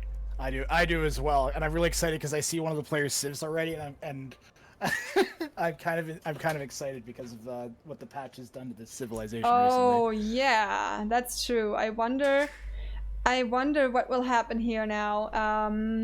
Because that was the thing we were discussing about with the new patch. If we should maybe prohibit playing that civ at all. When were these games played? That we're casting right now. I think yesterday. Yesterday. So this would be post-patch then. Alrighty. This is post-patch. Yeah. Cool. I'm actually kind of excited. Chrissy. And Tuma, thank you very much for wishing him luck. Yes, let's see how the next game will go. Okay, yeah. All right, I'm a count to 3 and then we do our horn and play. Yes. Awesome. 1, 2, 3. Let's go. Okay, I hope it was synchronous. I think I'm betting it was. Someone let us know in the chat who's watching both of us if we were on time there. Yes. All right, guys. This is the second match between Halder and Hadeo. The second game, I mean, in the match between Halder and Hadeo. Halder playing the Turks on the new patch, and Hadeo playing Mayans. And this map is called Ghost Lake, and it has the feature that there are those really many additional sheep that you can get, and let's see. It's very important to get on that lake early with the scout them and just take as many as you can. Yeah, and maybe Grath, I would ask you again for the sis, because that's like one of my biggest weaknesses. Yeah, absolutely. So the Turks are kind of known for doing a fast Imperial, but we're not going to see that. This is a really open map. I really doubt we're going to see a fast Imperial. But the reason they're known for that is because they're like a chemist. They're like a gunpowder-based civilization, so they get free chemistry when they do hit Imperial. But they also get Janissaries in Castle Age, and they're basically like foot conquistadors would be the best way I could put it. They're conquistadors without horses, and they're super strong. But in the recent patch, they also get a additional pierce armor on their light cavalry scout hussar line. So that actually can pile up really quickly and let them do a lot more damage than they used to with their Hussar spam. They also get it for free, so when they hit Castle Age, all their scouts instantly turn into light cavalry. So Turks are really inclined to want to do a scout push early on. And looking at the Mayans are the Meso Civ, so they lack access to horses, so they're going to be at an inherent disadvantage in mobility, especially against a civilization like the Turks that's likely to open with cavalry. At least in my opinion. But the flip side of that is they have really strong archers. They have, I believe, it's fully upgraded arbalests. So they're a really strong civilization overall. They're a popular pick on Arabia, and I'd say Ghost Lake is kind of like Arabia. Okay. Again, we mentioned it last time. They get those longer lasting resources. Sorry. Yeah, but I just also have to add here, because it's happening right now. Look at this, guys. Yes. Halder is doing the big move, going across the lake and getting all the sheep. Like, look at all the sheep from Hadeo. Hadeo did not get a single sheep, and this is the first mistake I have to say here for Hadeo. Hadeo started with scouting the back of his base. I think he found his starting sheep already. He didn't need to scout that very back. In this map, it is crucial to get on that lake early. I mean, maybe Hadeo decided to leave 2 sheep for Hadeo. That's very nice of him, but he really, he was too late on that lake. And we've seen earlier in a matchup before that this Eagle Scout has an advantage towards the Scout Calf. So if that would be a fight between the Scouts on that Ghost Lake, the Eagle Scout would win. We have seen this before in an ABCD matchup, that the Eagle Scout just almost killed the enemy Scout, the normal Scout, and therefore the Eagle Scout was able to get all the sheep on that lake. This time, look at the play he was from Hadeo. just too late. Look at Hadeo coming back with the Eagle Scout, grabbing those sheep that you were just talking about. Helder setting back. Really good play from Hadeo, recognizing that he didn't have those forward sheep. Yeah. But as you said, so the Eagle Scout with the 4 attack and the Scout Cavalry with the 3 attack, the Eagle Scout will win if they run into each other. Plus the Eagle with the extra line of sight, don't forget. So it's easier for it to spot the Scouts. But I love that we grabbed those sheep back. We needed those. Yeah, that's very important that also Hadeo is getting some of those. But Helder did that really well. Went there really as one of the first things before scouting the back of his base. I would have wished for Hadeo to go there earlier too, because he could really harass the scout from Helder away from that lake. Okay. So that's the first remark here in the game. It's already going down before we even have started completely. Okay, Hadeo is constructing the barracks again already. Maybe we'll see the same gameplay as last time. Both players already also starting to wall up. And now Hadeo found some more sheep on that ghost lake. So take them away before Helder's coming back and taking those. There are still 2 sheep left out there, but I don't know how much more it's going to factor in. Players have gotten their boar. They all have like a nice surplus. Look at all those sheep that Helder has. That's crazy. He has a sheep army. That is an insane number of sheep. A sheep army, guys! I love those sheep! Oh! Yeah, and almost... Helder has so many sheep that they can't micro the sheep properly. That's so funny. Almost Helder would have caught those 2 extra sheep from Hadeo, by the way. It was so close. They were standing around all the time, and Helder came with the scout, so it was really close that Hadeo would have not got stolen those sheep. Okay, so now there is the first militia coming over. 1 single militia so far crossing that lake. Turk Cav archers also got extra health. Turk got all upgrades. Did you say you saw a militia? Are you seeing? Yes, I'm seeing some militia. Maybe I'm at 919. Oh, mesh. Okay, pardon me. I'm gonna catch up here. I think maybe when I opened up something, I might have. Here, I am at 9. Let me know you're at 940. 940. Now. Perfect. All right, I'm back. Okay, so now there's that militia. Yes. He saw that there are militia coming now because they attacked the scout. And actually, we could see the same thing again if Hadeo would have been fast enough here at the enemy space. But Hadeo is reacting in a good way now and placing buildings immediately as he saw the militia coming again. And this time, it was not the same as last game, and Hadeo was not able to prohibit the base from walling. So this time, it looks like Helder is safe. Helder is on the way up to Pluto about 60%. 50% is faster than Hadeo. And there is, that wall in the north is still open there. Oh no, actually, you're right. I didn't see that. Oh. And we also missed the other boar. We're missing a boar, and it's right there. Oh gosh, no, the hidden boar. It was camouflaged in that wood line up there. Is that closed off? Wow, really good job from Helder closing that off with the palisades. Yes, I thought that was open. Good.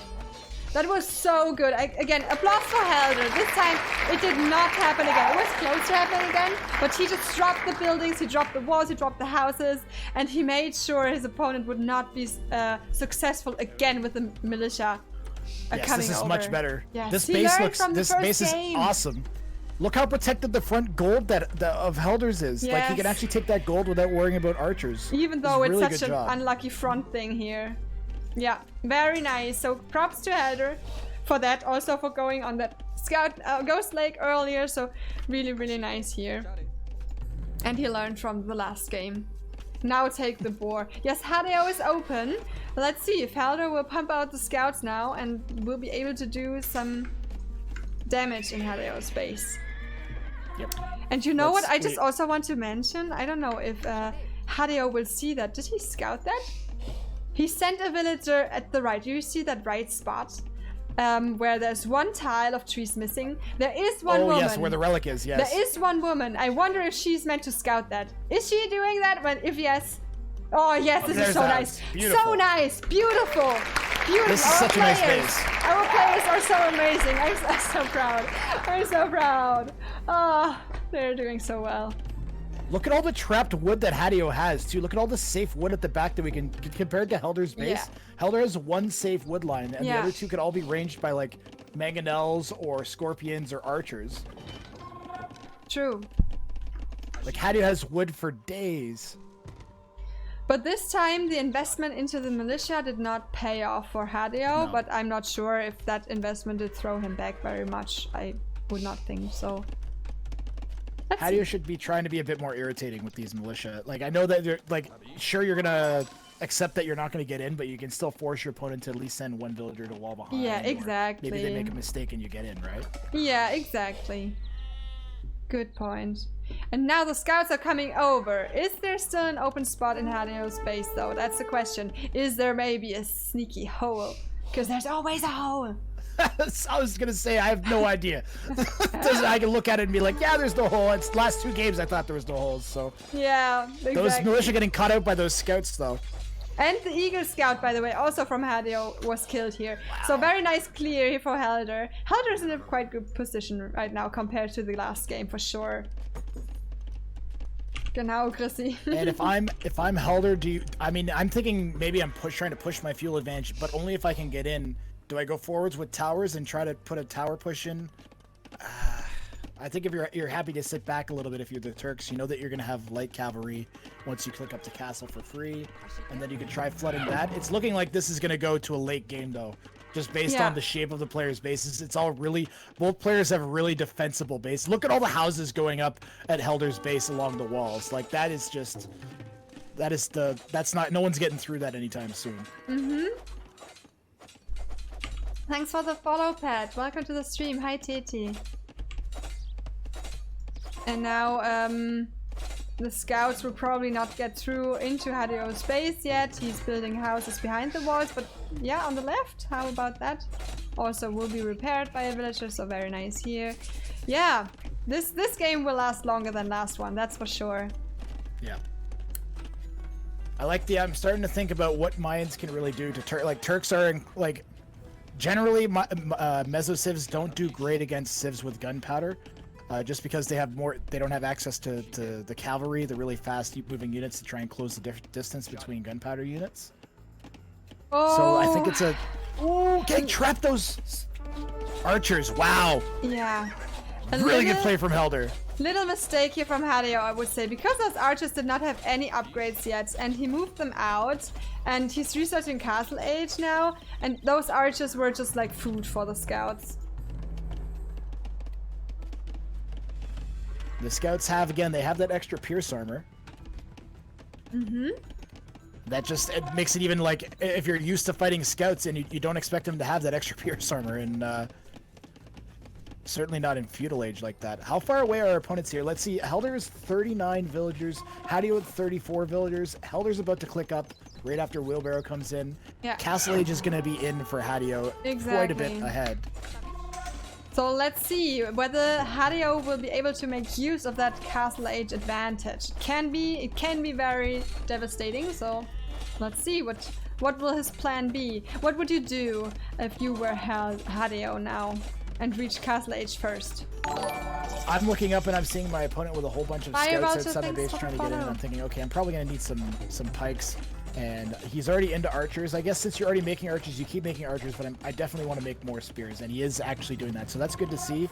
I want to see the upgrade to pikemen come early, because 5 pikemen will do more than 10 spearmen, I think. Yeah. At this stage of the game, especially since you know your opponent's probably going to be cavalry early in castle here. Yeah, yeah. So that's very good. And in fact, Helder is going to be cavalry. Second stable's gone down. Look, oh my god, look at the poor boar that's been trapped by Helder. This is animal cruelty, and I do not agree with it. Wait, where's the boar? Oh no! Yes, it is! It's animal cruelty! Oh my goodness! The poor boar! It's just in a cage! It's been caged up. Oh. That's the saddest thing I've ever seen of Age of Empires 2. Shout out for Shadow Crostello. Can we get a shout out for Shadow, please? Thanks, guys. Thanks for the raid. Welcome, everyone. Yes, right in time for some animal cruelty in our ABCD Cup. Oh no! You know what's even worse than animal cruelty is villager cruelty. And Hadeo's got a trap villager. What is this? Oh, I got out. Oh no, but they're in though. The scouts are in. And the sheep! The sheep's attacking too! It's part of the army! Oh no! Oh, what was this? How did this come up? That builder cruelty. And the Helder sheep, getting look a lot at of this value out of aggressive those sheep here. scouts. Look They're at, all almost dead, and now he actually got like 2 villagers. and look at the aggressive sheep. The aggressive sheep. The killer sheep's coming in. Take care. It's like the bunny from Monty Python. Yeah. I'm dying right now. It was so cute because it was always in the middle. Sheep. Hype in the chat for the forward sheep. Let's see it. Can we get some love for the aggressive sheep, please? We need some love for the aggressive sheep. The aggressive sheep. No, I like the aggressive sheep better. Aggressive sheep. You don't want to mess with the aggressive sheep. I'm dying. Oh The god. farmers hate aggressive sheep. Oh, I'm gonna control group the sheep, and we're gonna see if he makes it till the end of the war. Okay? Yes. Oh, that's a good idea. That's an army sheep. That's a fighter. It's a born fighter. Like, yeah, it was just standing. Can we pause this for a second, please? Yeah. Just pause this. I just paused this. I can't even go ahead with casting like this. Dude, like, the sheep was like completely neutral, completely peaceful, standing around in the corner of the map, just thinking of nothing. And then suddenly the enemy army came, and then they were like, and the sheep was, okay, I'm gonna stick with this army now. They convinced me, and I will go and fight against it. Walled me out. So cruelly, he walled the sheep out, and then the sheep decided to convert to the enemy army and attack. Wait, can monks convert sheep? That... Oh god, that sheep had some. I can't anymore. Oh, I can't. Do sheep get an attack bonus versus deer? Yeah, there was even a deer victim. Look at this poor victim. Another case of animal cruelty in this matchup. This is the match of animal cruelty. Oh, poor deer. We've got a trap boar, we've got an aggressive sheep, we've got deer getting stuck inside. Yeah, I think the fight. aggressive sheep might have killed the deer even. Who knows? Okay, guys. Just breathe quickly, and then we'll get back into the game. Sorry for that short break. First person to draw an aggressive sheep and post it on Artemis's Discord gets a gift sub. we need to make something out of that aggressive sheep. That was so funny. I loved it because it was just standing around there, and of course Helder was just clicking and moving his army, and by that the converted sheep was just part of the army for the time.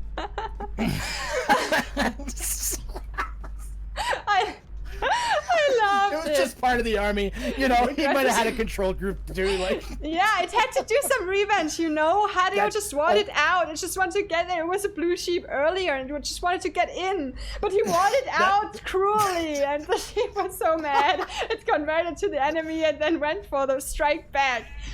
That early castle sheep micro, you gotta watch out for it. Yeah, watch out. I think in Age, so I'm a sheep lover, as you might know. My emotes are also sheep. So yes. I think Age of Empires should definitely, as an like for the future, if they want to have a new upgrade, they should think about aggressive sheep. Like randomly on that map, just they're becoming aggressive and doing shit and becoming super strong. Your sheep turn into military units in the Dark Age. That'd be such a good bonus. Oh my goodness! Like a mutant. I want that. They're just all of a sudden they are mutating and then becoming angry at one of the opponents. Mutant sheep. Okay, we should get serious. We should get back to serious casting. Where did you pause? What time are you at? I'm at 24:53. I'm at 24:54. Oh, That's wow. Perfect. That's time for the horn insane. again, I would say. Absolutely. Okay, I count to 3. 1, 2, 3. Oh god, guys, back into it. Hilarious. Okay. Let's go ahead. Yeah, so I don't know what's even happening. I was so distracted by that sheep, dude. There are lots of archers coming now. Lots of archers. I don't know if there was any advantage for Hadeo that he reached Castle Age first. I think not. Maybe because of the raid with the angry sheep. Nothing happened. He was too distracted. So it was quite successful. The military, Hadeo does have a military lead. And Helder has a bunch of light cavalry that are gonna get eaten by pikemen. Yes, and he's moving out now. It's very nice how Hadeo is placing those pikemen in front of the archers. And move out. Yes, use that army. Don't stack it up at home forever. The Turk player needs siege now, and here's why. Turks don't get elite skirmishers, and skirmishers are what counters Hadeo's army. So he needs scorpions or he needs mangonels, and he needs them now. Okay. Yeah. That's also one way to force someone to build siege against archers. Yeah. And now a Let's go, forward Turks. siege workshop from Hadeo. He wants to put up that pressure here. I want to double check and make sure that I'm not incorrect about the archers. Yeah, they No more coffee for me? No, why? I love coffee. Hi Dave, welcome. Hi Arcanium. And now, oh, the pikemen are attacking the mill. But now, okay, they're turning around. It doesn't even matter. Oh, right, that's right. The Turks have the extra pierce armor on the light cav now. I forgot. They're actually going to do pretty good here. They're doing good against those pikemen. I mean, the fight was, yeah, it was won by blue, but that was also because of the massive number lead of the army. And now just single light cav coming in, that's not a good idea. Halder should stack up the light cav in the back of his base or whatever army he wants to build, and not send them out alone. Like, this is a mistake players make so often. It may not seem so significant. Oh, it's just 3 light cav. That's so much worker time that you just threw away for no reason. And like, yeah. those could have been units that you were using to stop this push in. Look at all the villagers that are getting caught out if those archers keep going north into Helder's base. Yeah. We have ballistics. And the archers were able to kill the mango before there was any but a boom shot. Oh wow, a lot of pressure coming here. Yep, just only one good shot there. I love the mangoes getting put on. Hadeo is all in with 1 TC, and Helder's Chardy 2 second TC. Where's that second TC been added? Okay, second TC dropped on the gold by Hadeo, so we're 2 TC versus a 3 TC defense. Helder needs mangoes and light cav, and that's actually like a really good for what. There was a shot. That was a nice shot. Really oh, there's the mango. It is. Yep. I think you're just 2 seconds or so behind me, maybe. I know. I'm but sorry. Not it was just significant for the butter boom because shot. you pointed it out. Hi, Scadia. I'm fine. How about you? Sorry, Welcome. I'm at 30-40 now. Oh, another big mango shot popping out of the siege workshop.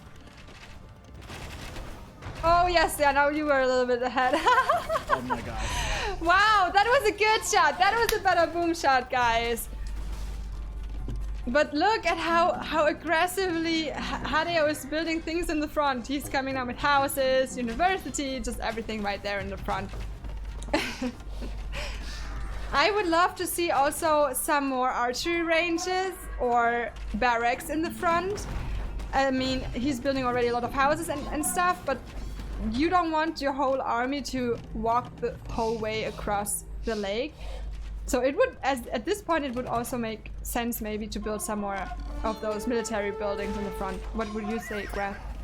Yeah, absolutely. It would a forward archery range would really help reinforce. Like, we only have 2 archers left after all this back and forth with the units here, and the mangonels cleaning up a lot of Hadeo's army. Yeah, more. We even still have a villager just sitting there passive. I'd really like to see actually a monk from the Mayan player too. Mayans get redemption, and a couple conversions on some of Helder's mangonels would make a huge difference. Plus, Hadeo floating 400 gold anyway, struggling to spend the gold and get it out onto the field as it is. Yeah. I like the castle that Hadeo's going up, but I wish it was on the other side of the gold. I like the timing of it and the fact that it's defensive though. That's true. Always good to start off with a defensive castle. But I also have to add here that Helder did such a good job in defending. Like, look at the villager count. It could be even more devastating because Hadeo was in the freaking base. And yeah, it came out okay. Yeah, 7 villas apart at this stage of the game. Well, 8 villas apart is. Plus, don't forget, Helder's is 3 TC. Hadeo's 2 TC, plus a bunch of his villagers were all on stone to get this castle up, and they're still on stone now. Stone villagers aren't gathering wood, they aren't turning wood into food via farms, and they aren't getting gold. All they're doing is getting castles. So if you don't place your castles really well, then you're basically wasting that villager time. In my opinion, Hadeo with this castle placement, it could have been better. The light cap's gonna get in. Yes, exactly. I was just gonna say it's overtopped. Oh no, Hadeo, that was not necessary. Make sure, because also his own army went through this way already, and now that's a couple of losses here. a couple of villager losses, and that makes the villager count even more even now. I really loved how Halder immediately used the second where he was striking back his enemy. His opponent was down with the military count, and he was like, okay, let's go for the counter raid. And now he's in that juicy backline of the wood. Oh my goodness, that's so Plus, nice. he got that all-important sheep conversion. We can see the sheep micro factoring in once again. The sheep is back! Oh my god! Halder has microed the sheep to the back of the base. Yeah, it will wait for a very innocent villager to come, and then the angry sheep will attack. Look, he's microing it. He's using it to scout. He's actually getting value out of that sheep. This is MVP. Actual real-life value out of the sheep. This is not guys. making it up. This is MVP unit of the whole game. This freaking sheep. Oh my goodness. sheep. MV sheep. And Halder on his way to Imperial Age now. Oh my goodness, this is such an exciting game. Someone in my chat's like sheep micro. Where did it go now though? Was it converted? It's Again? hiding behind that It's woodline hiding! there. It's hiding! It's lying in wait. Yes, it's waiting for his victim. Okay. Ah. Okay, now all the like that- forward building are being cleared by those light casts. Yes. I love this. Yeah. This is so important. Get this. Not only are you getting these, like, just eyesore out of the way, you're going to prevent your opponent from getting any Vision. upgrades in Imp from this university. At bare minimum, you're going to force another university to go up. If he doesn't notice, he's going to hit Imp and be like, oh, I can't get my upgrades. True. Plus, you're preventing all this scouting information from the houses and the university as well if you manage to get them down. Better than just idling the light cav, which I don't think can do much at this point. Pretty walled up base, I think. You could maybe be able to run around that town center in the south of Hadeo's base with the light cav, but that's about it. So Hadeo knows about that massive light cav army here, and he's reacting with building more barracks here in the front. That's very good. He's also building a second castle in the north. Okay, and he also clicked this up castle is Imperial. again okay. This is the second castle that I'm like, okay, I don't hate it, but it could be better. Yeah. If it was 2 tiles further back, it'd be on a hill. True. Or 3 tiles further back, it'd be on the edge of that hill. It doesn't need to be on the top, but just on the edge of it to get a little bit of hill The hill bonus. The whole bonus. castle gets the hill bonus. Yeah, it just needs like 1 tile of that hill, and then it will be the whole building have the bonus. Oh, and now forward villagers from Helder. What's the plan? An aggressive castle on the other side here. He has the Question Hussar is, to support it. Can he We need quick defend walls that? around the castle, Artemis, to keep this up, because otherwise I think the archers and the pikes will go through the Hussar too quickly. If Hadeo will realize, can he see the castle? Look at the vision of Hadeo! Grath! What? Look at that vision! It's 1 tile! It's 1 tile! It's on the corner of the Fog of War! The vision is so important! I wish Hadeo would build up more vision around this area here. Outposts! It's Guys, if incredible. you have your floating stone, make outposts! It's incredible! Use a scout sheep or whatever! Just- Yes! The scout sheep. the angry scout sheep will do the job too. You just need something. I can't believe it! I can't believe it! This is a great castle. This is amazing.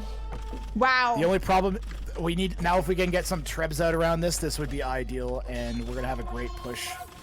And we're gonna get them out before Hadeo even hits Imp. We're gonna push in with our Imperial Age Hussar onto the pikemen, though. That's not great. Want to save those. We need something to back up the Hussar. We need something. Yeah. Archers or skirt, even. And he's just stupid, fighting for a siege workshop. Yes, that's what it is. We need siege workshops. We need scorpions. Let's see what he There will it is. build. And There it the is. traps being produced already also by Halder. And now Oh, Imperial Of Age course. for Hadeo. hand cannons, Artie. Hand There's cannons. such a good answer for it's such a good answer for infantry from the Turk players, like I said before. Oh. Ah, and the juicy spot here at the TC for those Hussars. Ah, there's an open spot even in the wall. No! Don't he let those runs in- Hussars go. Don't let them go in, please. Wall The this. sheep scouting. No. The sheep scouting Wait, could the find sheep out. scouting? Oh, he knows where all the wood line is. If he goes to the back where the sheep was, the sheep might win the game. The It's the sheep? sheep going to win the game. Mentally, it was the sheep that won the game. It was, yes. If the, But that's if the Hussar would devastating click now. to the rear where that sheep was, though, it actually would be quite good. Instead, the Halberdiers are going to come in and just massacre the Hussars. Hopefully, because otherwise, if they raided more successfully, it could be GG already. Yeah, that could have ended the game if they hadn't, like, where that town center is going down now. If those Hussar had gone back there, the game might be over. In the meantime, there is a fight between the traps going on. 2 traps attacking the castle here from Hadeo. Where is it? Where's Hadeo's trap? Was it cleared already? Oh, it's all at the bottom. It had to go very far away. A Hussar got it. Oh, it's unprotected. Next to there was one next to the castle at the north. There's another one that's going to go down too, potentially. Oh boy, this is going down. It's just going Yes. down. There's the Scorpions too. This is a great play from Helder. We need another Siege Workshop and more Scorps, but I love that. Even like 3 or 4 will do so much damage against Halberdiers. Like, Very nice play here with the units from Helder, that's for sure. The pikemen are just too slow. The Hussars are doing their thing. They're just raiding around, and with the pikemen you have to run.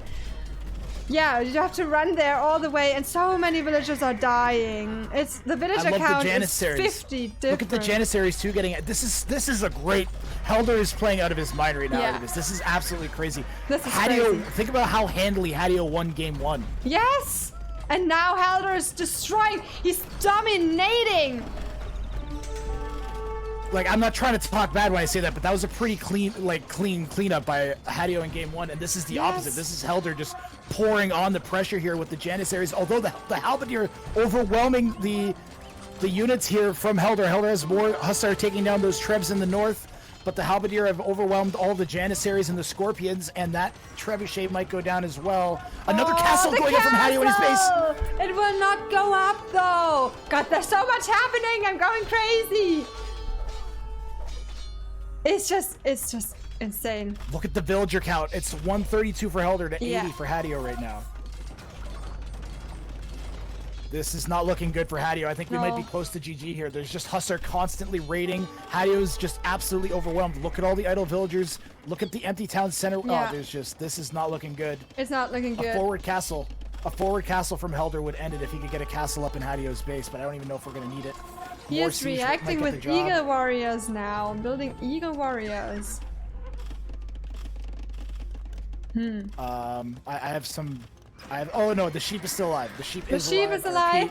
The sheep is it is safe? alive. Oh yes, it's converted again. it's very how's that called in English? Aggressive. Yeah, no, it's not being aggressive. I will figure out the word after the game. It's just too much going on. Too much going on for Hadeo too, because he can't even seem to clean up all the, like, he has Halberdiers, which are an easy beat for Hussar, and he can't seem to get them to all the right places. Is he gonna try and get this castle up? That castle's just being like abandoned in the front by Hadeo. But the military count at the moment is quite even, so I wonder if Hadeo will be able to recover from this. Disloyal. If Helder got hand cannons out, and like the Janissaries are doing so much when they're masked up just a little bit, but if we had hand cannons instead of the Janissaries, or in addition to, we do have a bunch of idle villagers around this castle too. But I love that Hadeo keeps pressuring this forward castle from Helder. It almost feels like Hadeo's pushing back right now. Yeah, military count is even at this point.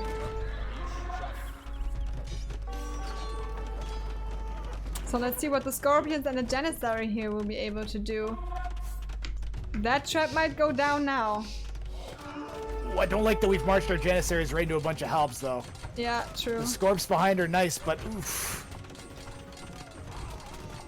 What is going the on? Halbs are gonna go down, and that Treb's gonna go down too. There's 2 Trebs from Blues just throwing away gold right now.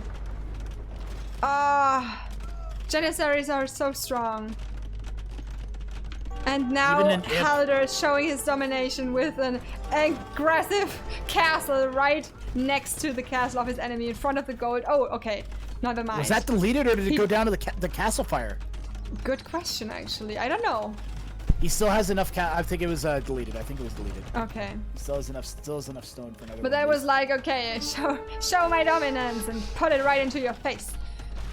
I think a better spot might have been to the south on the other gold pile that Hadeo has, although it would be really nice to deny that main gold. Hadeo is, there's so much gold there. There's, there's like 8 tiles of gold still sitting in there for Hadeo. Hadeo has so much gold if he can get to it.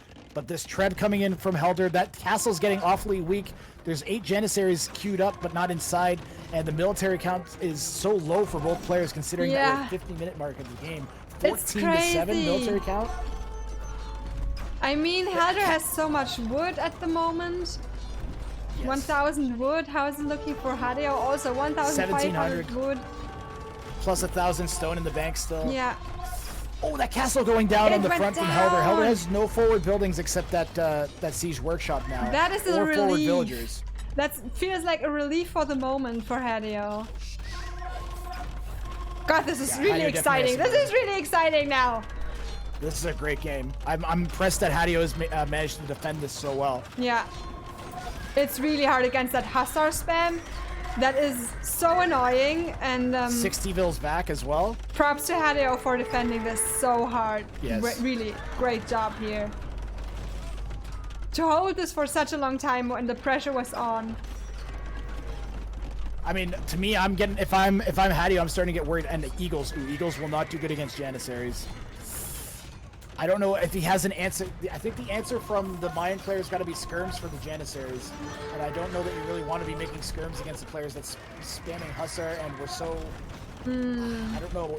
The Mayan player needs to do something. This isn't enough. The Halb spam isn't going to get the job done. Not with Scorps and Janissaries behind the Hussars. Yeah. This castle's going to go down at the front of Hadeo's base. Oh boy, that can be. Let's see. The 2 traps are not able to be contested. Even a villager here for repairing the traps. That's very nice. Both people are sending villagers to repair the traps, but now this will not be able to be rescued here. Oof, that castle's going down. I think Hadeo's in trouble. Hadeo. I don't even know what to do if I'm Hadeo anymore. I know he was making the Eagles. Oh, to get at the Scorps, there they are! They might actually grab a few of the Scorpions. That'd be huge.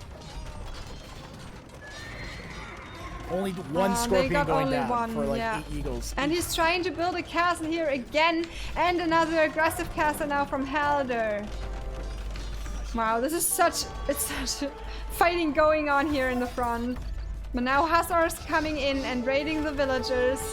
I mean, Helder, look at Helder's villager count. At some point, I would stop producing villagers if I was Helder. Hadeo lost the stone for that castle that he was building at the front of his base. It's gone. No. The game is this. That might be GG, honestly, losing the stone for that castle. I don't know what Hadeo can do here now. He's got no stone, not enough stone anymore to buy another castle. Idle villagers here in the front. They just don't know what to do anymore. They just sacrifice himself. They're suicidal now. They're suicidal villagers. They gave up on their lives. Gold. They're so hungry for gold. They don't care that they're getting sliced to death by Hussars. That's a gold rush. Villagers are in the gold rush. Oh, and I think this that is has to be GG. Castle in the north going down, town center in the south going down. This game is done. This game is over. Yeah, it's just a matter of time until Hadeo will call the GG. Yep.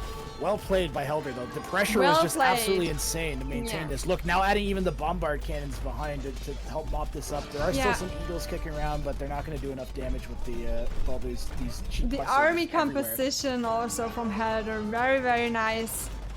Like, I'm happy to report that the sheep has survived. The sheep has survived the game. Yes, it's peaceful there, like if nothing ever happened. Like if nothing ever happened. We did have some Eagles come out from Hadeo and try to raid, but that got shut down in the middle. And there's that's GG. a nice This is going to go to a game 3. Yeah. GG, we're seeing 3 games, guys.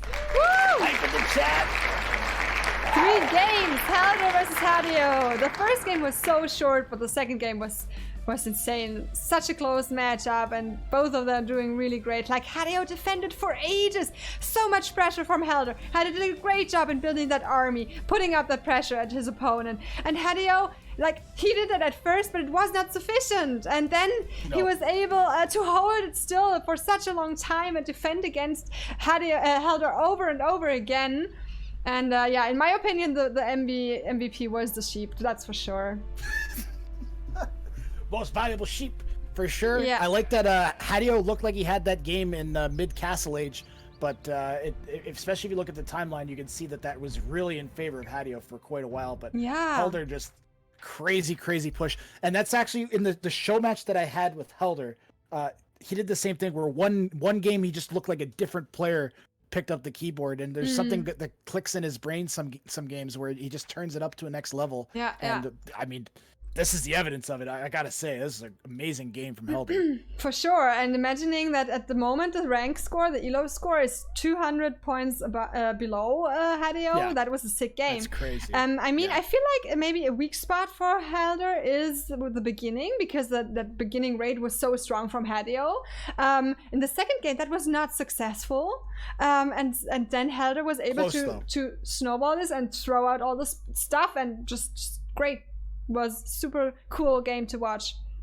Like, just think about that quick wall that Helder had at the north of his base, where his missing boar was. If those palisades hadn't gone up, this could have been a completely different game. Yeah, you say It it. was absolutely critical. Yeah, but he was like, I will not do that again. Not the second time. right. I will not win and lose this tourney like this. I will not go the same thing as the game before. So yeah. I have to close the curtains because you can barely see me anymore. The sun is shining today, and that's not good for streamers. Sun is not good for streamers. It melts our skin. Yeah, something like that. Or it starts to shine or something like that. It's like my buyer thing.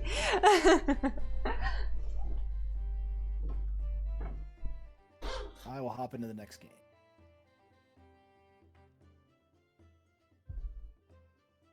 Okay, how about now? Can you see me again? Yes! Gotta close out the sunshine. Good morning, Debbie. Nice to see you. How's it going? I'm having a great time casting together with Grathwrang today. Whoops.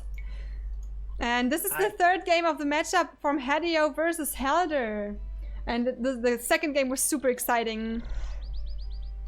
Yes, Huge elo difference is just the fact that we've had that second game was so good after the first game ended so impressed quickly. Yeah, that was a really fun game to cast. Hold on a second while I just my scoreboard. Pardon me. Give me a moment.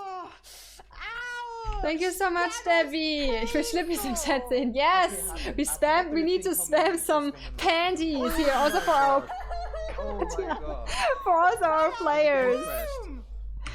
Ich will Schlüppis im Chat Thank you so much. Artemis Benti, Artemis Benti, Artemis Benti, Sorry about that. Benti. No worries, I was just talking to Debbie for a second. There is an alert going on. And everyone's throwing panties in the chat. I love the sports commentator vibe that Grath gives to the cast. Yes, it's great. I love it. It's so much fun. It's so much fun, Grath. Here's exclamation mark Cocaster. Debbie, you know Grath already? If not, go and check him out. He's amazing. I even have troubles writing the word Cocaster because I'm like, oh. Oh, and Debbie, did you see the MV sheep? In the game before, we had a sheep that was an aggressive sheep. It was a strategic sheep. It was a scouting sheep. It did everything. It was best sheep. Yes. So if Age of Empires will ever do something with their sheep, I want that aggressive sheep. I think there should be something in the future. I should maybe put that as an input or feedback to the Age of Empires people. If they ever want to bring that component of one aggressive sheep on the map, and it can turn against one or the other player. You never know. War sheep, says Debbie. The war sheep. A war sheep. Yes, from ICQ. That was the war sheep. Okay, so I think we should hop into the next game. How about you, Grath? Are you ready? Absolutely. I'm 3 seconds in at the moment. Okay, I'm 2 seconds, so that's completely fine. Debbie, thanks for following. Appreciate it. Have an explosion. Have a second explosion. And meet my friend Lubov, who hangs out in space. He's actually in Mars right now. Thanks for the following, Debbie. Don't ask questions already. I think you might know who Lubov is, but I'll put him away. I have to show off for a second. I'm sorry. And wordplay for on my warship. webcam? Yeah. My chroma key is terrible. This is what's going on in the webcam. Sorry. All Sorry. fine, it's great. Yeah, so I think we should, so Debbie, take care, because Grath and me are able to do the horn sound at the same time. So we are very synchronized streamers. Very well synchronized. We've got this. We've got this. Okay, Grath, I'll count to 3. Absolutely. 1, 2, 3. Let's go. Let's go. Let's go. Oh, I forgot to click play. I'm just doing it.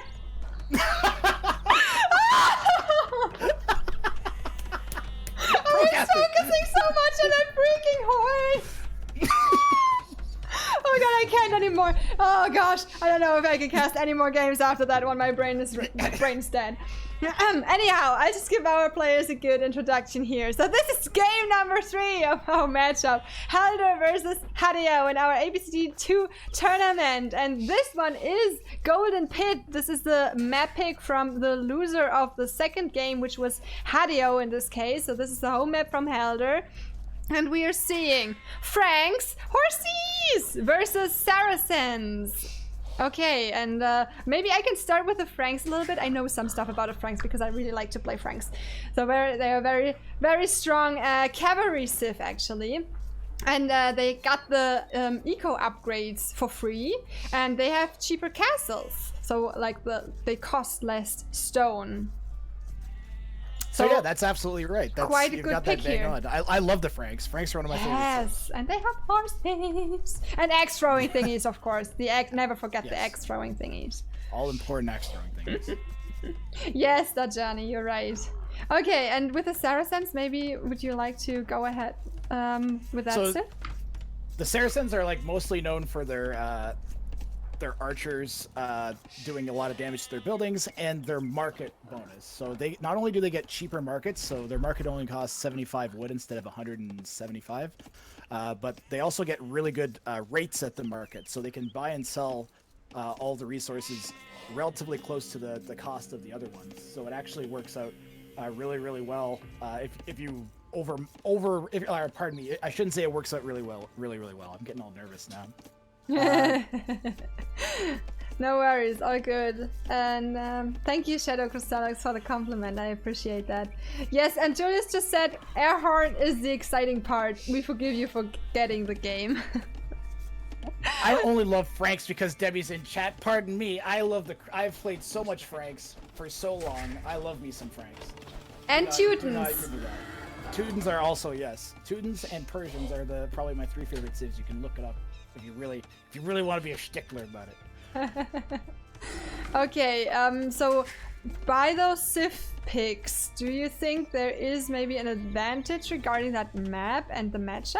Do you think you can say something? If we look at the res distribution, there's a gold and a stone way at the back for the Frank. That's really like all the gold. Actually, all the res for the Franks. Yeah. Super nice. Super kind of protected relative to where Hadeo is. Yeah. So like some walls, and we have enough res that we'll be able to push through Castle Age with a nice. We could probably get to Imp actually, given that we have all of our stone and all of our gold and all of this wood in the back and a protected relic. Like Red actually has a really good base here for being the Franks. Where are the berries actually? Even the berries are like, this is the ideal map for the Frank player on Gold Pit. Conversely, like Hadeo has this super exposed gold and stone at the front. And also the secondary stone is kind of awkwardly off to the side, and even the secondary gold, even though it's kind of away from where red is, it's like kind of awkward and exposed as well. So overall, Hadeo has a much weaker map than Helder. I would favor the map of the Frank player, especially given the bonus that the Franks have. And this actually really hurts. Hadeo's gonna lose. Oh, that can be painful. I mean, he found the enemy base, but he knows nothing about it. He does not know about any of the resources besides a little lumber camp in the front there. That's painful when your scout dies under the GC so early. Helder on the opposite did not find his opponent yet. Maybe he will have the same fate, who knows. And Hadeo going for the early barracks again. Let's see if he is going for the same strategy the 3rd time here in this game and pumping out some militia. Yep.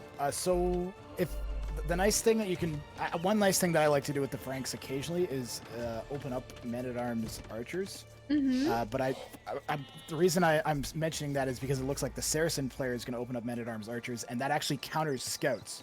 So if you're like a Frank player and you're thinking, okay, I'm going up against a Civ that is going to make man-at-arms archers most likely, you should try and avoid going scouts, because that build is like man-at-arms will eat scouts first of all if they run into each other. Okay. Aside from that, man-at-arms are going to hit before scouts hit, so they'll do damage before the scouts can get in. And What are the villagers? oh, there We goes die! Reds. Scout. And Okay, both players Equal, left their scout. Rip. both players killed. Both players lost their scouts in the enemy GC, so that's fair. Okay, we're balanced again. And I think for Hadeo, I don't know if he knows it, but I think there's still a hole in the walling in the front. Like at this little gold spot, there's still a tile left that they can sneak through. Yes, that's not a square, it's a L.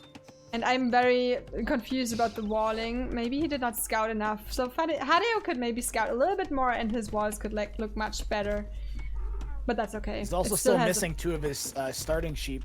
And it's not like they're super far from his town center either. That's like, that's actually relatively close. A little bit scouting missing here around his base. That's true, the starting sheep were missing. He's walling them out right now. Those might become aggressive sheep later, guys. Don't wall out those poor sheep. They're just peaceful.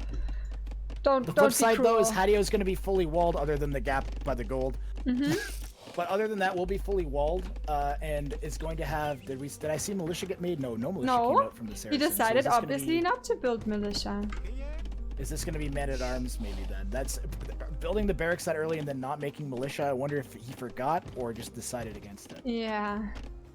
And talking of the walls, also for Helder, it's quite an interesting walling going on here. I mean, like, dude, the map is ending here. Oh. It does not go more far than that, so you can just close it here. It looks very interesting. But well, I mean, it's not the decisive point here. The base is big enough, both bases are big enough, and they have to move into the golden pit at some point anyway, so let's see. I'm gonna just ignore the walls that Red built. I'm just gonna pretend that didn't happen. I'm trying not to say anything. There's 4 tiles and instead we have like 20 tiles. What are you guys talking about? I apologize, Helder. Helder's in my chat. I'm sorry. I'm just confused about what my chat is talking about. They have their own topics, obviously. I saw something about lemons and I don't know. Yeah, let's not talk about it. Okay, so Helder is in feudal age. Does he have a stable yet? No, so he's also not. Looks not like he will go for the scout rush. Otherwise, he would have needed the stable up. Might have been thinking scouts and then decided against it after losing the starting scout and just wants to get FC as quickly as possible. Maybe feeling a little nervous. Maybe it could also be the fact that he's seen that Hadeo hasn't gone up yet and figures that Hadeo is going to be going fast castle. And I mean, he has 27 pop, but I mean, if you look at the food that Hadeo has, nowhere near getting a fast castle going. Yeah.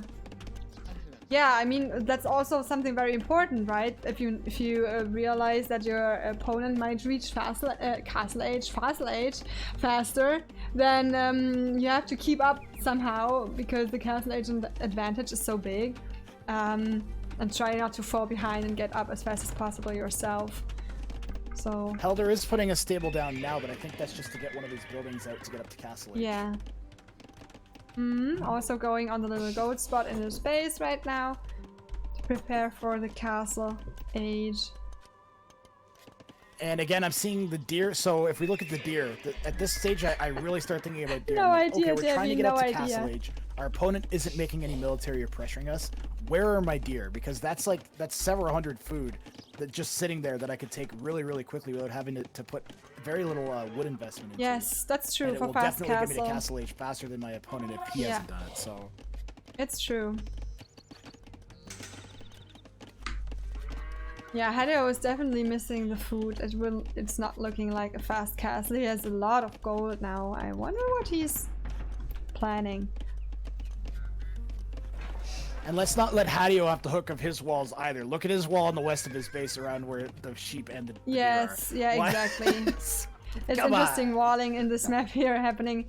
And now it's overchopped. That's why I don't like walling in barriers. I don't know if there would have been another possibility or if the barriers would have gone up until the very edge of the hill here. But I really don't like walling in the barriers. They are overchopped so fast and most people don't realize when it's happening. And then of course in that very moment the enemy is coming. Good morning, Usidore. I really like that that we're responding with the Knights actually as the Saracens here. I think he senses that he's going to be up to Castle Age before his opponent and wants to get the Knights out. And if he gets the Knight advantage up, like, so Saracens don't have as nice Knights as Franks. So a lot of people think, well, why would you go, like, if you look at the Saracen tech tree for Knights, which I'll do, so you don't have to open it up. Okay. They don't get Cavalier. They don't get, obviously they do get Bloodlines, but they don't get Cavalier. And so a lot of people think, well, they're not very good Knights. The thing is, they're actually great Knights. They have fully upgraded Knights in Castle Age. Do the Saracens. They become irrelevant sort of at the beginning of Imperial Age because they don't have Cavalier. But that's such a long period of time, especially when you're playing against a player that traditionally would open Knights like the Franks. So if you can get up on the Frank player in Knights, you could actually do a lot of damage because they're not going to be prepared to have spears coming out. The flip side is that Saracens, I believe they get camels as well. Yes, exactly. I was just gonna say, maybe he wants to go for the even if you don't get that unit. Knight advantage. I'm sorry to cut you off, Debbie. All good. All good. I was just gonna say that maybe he also wants to go for a counter unit to the Knights with the camels. Yes. And actually, Hadeo was able to click up to Imperial, to Castle Age earlier. I think he built the market and then sold some, or bought some food, rather, to get up to the Castle Age faster. One thing that I'd like to see from the Saracen player as soon as we hit Castle Age is a monastery. And Saracens get fully upgraded monks. So I'd really like to see a monastery either at home or maybe forwards down in the pit even. Mm-hmm. Like, you know, you're growing up against the Franks, you know that they're going to be going Knights. Like, they don't even hide it. Like, the Frank player has their stable right at the front of their base. Although it looks like we might be one stable Knights from Helder here. And Helder, I mean, as the Franks, he can also, I don't know if that would make sense, but you could maybe also think about going on the stone quite early, as your castle is cheaper anyways, and then just place it right there in that juicy pit. Because I'm wondering who of them and when they will go out into that golden pit. And this is look at all the res. This is a particularly built golden pit. There's a lot of resources there, in particular stone. Yeah, and as we were suspecting, Hadeo is actually going for the camels, so... Right to camels, not even bothering. I would have opened Knights. So camels are cheaper to make and they produce faster, but they're weaker. They're easier to counter. Like, pikemen will destroy camels, whereas they'll trade evenly kind of with Knights, in the sense that you're not gonna, if you have less pikes than Knights, you're not gonna win against Knights, but you'll do a lot of damage. But against camels, you'll do a lot more damage. So I wish we had Knights opening from Hadeo, especially because we were at Castle Age first. Okay. Yeah, maybe that's the point for improvement in the future. And now there are the first Knights moving out. Everyone's now starting to scout the golden pit and see if the opponent has settled already. So yeah, it's getting more and more exciting now. Hi Roxy, nice to see you. Here we go. How are you doing? Camels, how was the rest of the spot stream the Knights? yesterday? I think they spotted the Knights for a second and then backed off. Let's look at the upgrades on both players' units. Camels are unupgraded, and the Knights have +1 attack and +1 defense. They're super strong now. Yeah. I'm actually I even think that maybe if you have just a little bit of numbers on the camels, you might be able to win a fight here because of the complete lack of upgrades on them. Saracen, though, the military is 12-6 for Hadeo, so nuts to that. Knights are going to be in trouble here. It's true. The Frank's gonna have to switch into pikemen. Gonna have to do it quick. And I wonder... Oh, he's actually doing it. Look how the fast reaction is coming. He's getting the pikeman upgrade. Oh, that's awesome. That's so Such good. a nice I'd really like to see reaction. the next building be a barracks, and then we're in business. Or Very, very nice reaction here. Props to Helder for that. I really love to see when our players are so great. I just love them. Oh, getting in with the Knights, too, and gonna get a villager pick. What? Oh my goodness. Wait. Helder's all over the place. I mean, the Palisade walls, they just melt against Knights. They're just melting. It Three villagers down here. The camels are going to come back, but who cares? He can just run away from this all day now. Yeah. Camels are slightly faster than Knights, but I mean, you've already gotten in and done the damage. I think just don't overcommit. And I think this dive is a mistake from Helder, Artie. I don't like this. But look, not all the villagers fit into the TC, and he will get some catches though. Villager was count worth differing it. by 10 now. That he And might. then I the wonder if he juicy noticed the number of woodline. vills around there and went for that. That was an amazing dive. I don't know why Hadeo didn't keep sending the camels back to clean this up. 9 villagers apart now. Yes. And Hadeo just missed that juicy woodline in the back. He could have killed even more villagers there, like 5 more villagers. It doesn't even matter. All those Sauerkraut. knights Hi, can die. They Sarah. got Everyone's value. stopping They by. So killed nice like to 12 see villagers, you. I think. I'm so happy so many people are stopping by They got here. 8 kills on those vills. Now those knights were killed. I mean, that was really worth it. He could have done even more, but it was a super nice raid here. And yeah, Hadeo should make sure that this won't happen so fast again, and try to make. I think we need. Yeah. I think at this point you consider stone walls. You know that your opponent just got like 8 vills off of you. You're going to be playing from behind, even if you're both. What? Oh my goodness! Plus Helder's 3 TC. Hadeo doesn't know that, but you can guess at it. Honestly, based on the number of knights that you just went up against, your opponent had 5-6 knights in your base. You're not. That's not 2 stable knights numbers. That's 1 stable knights numbers.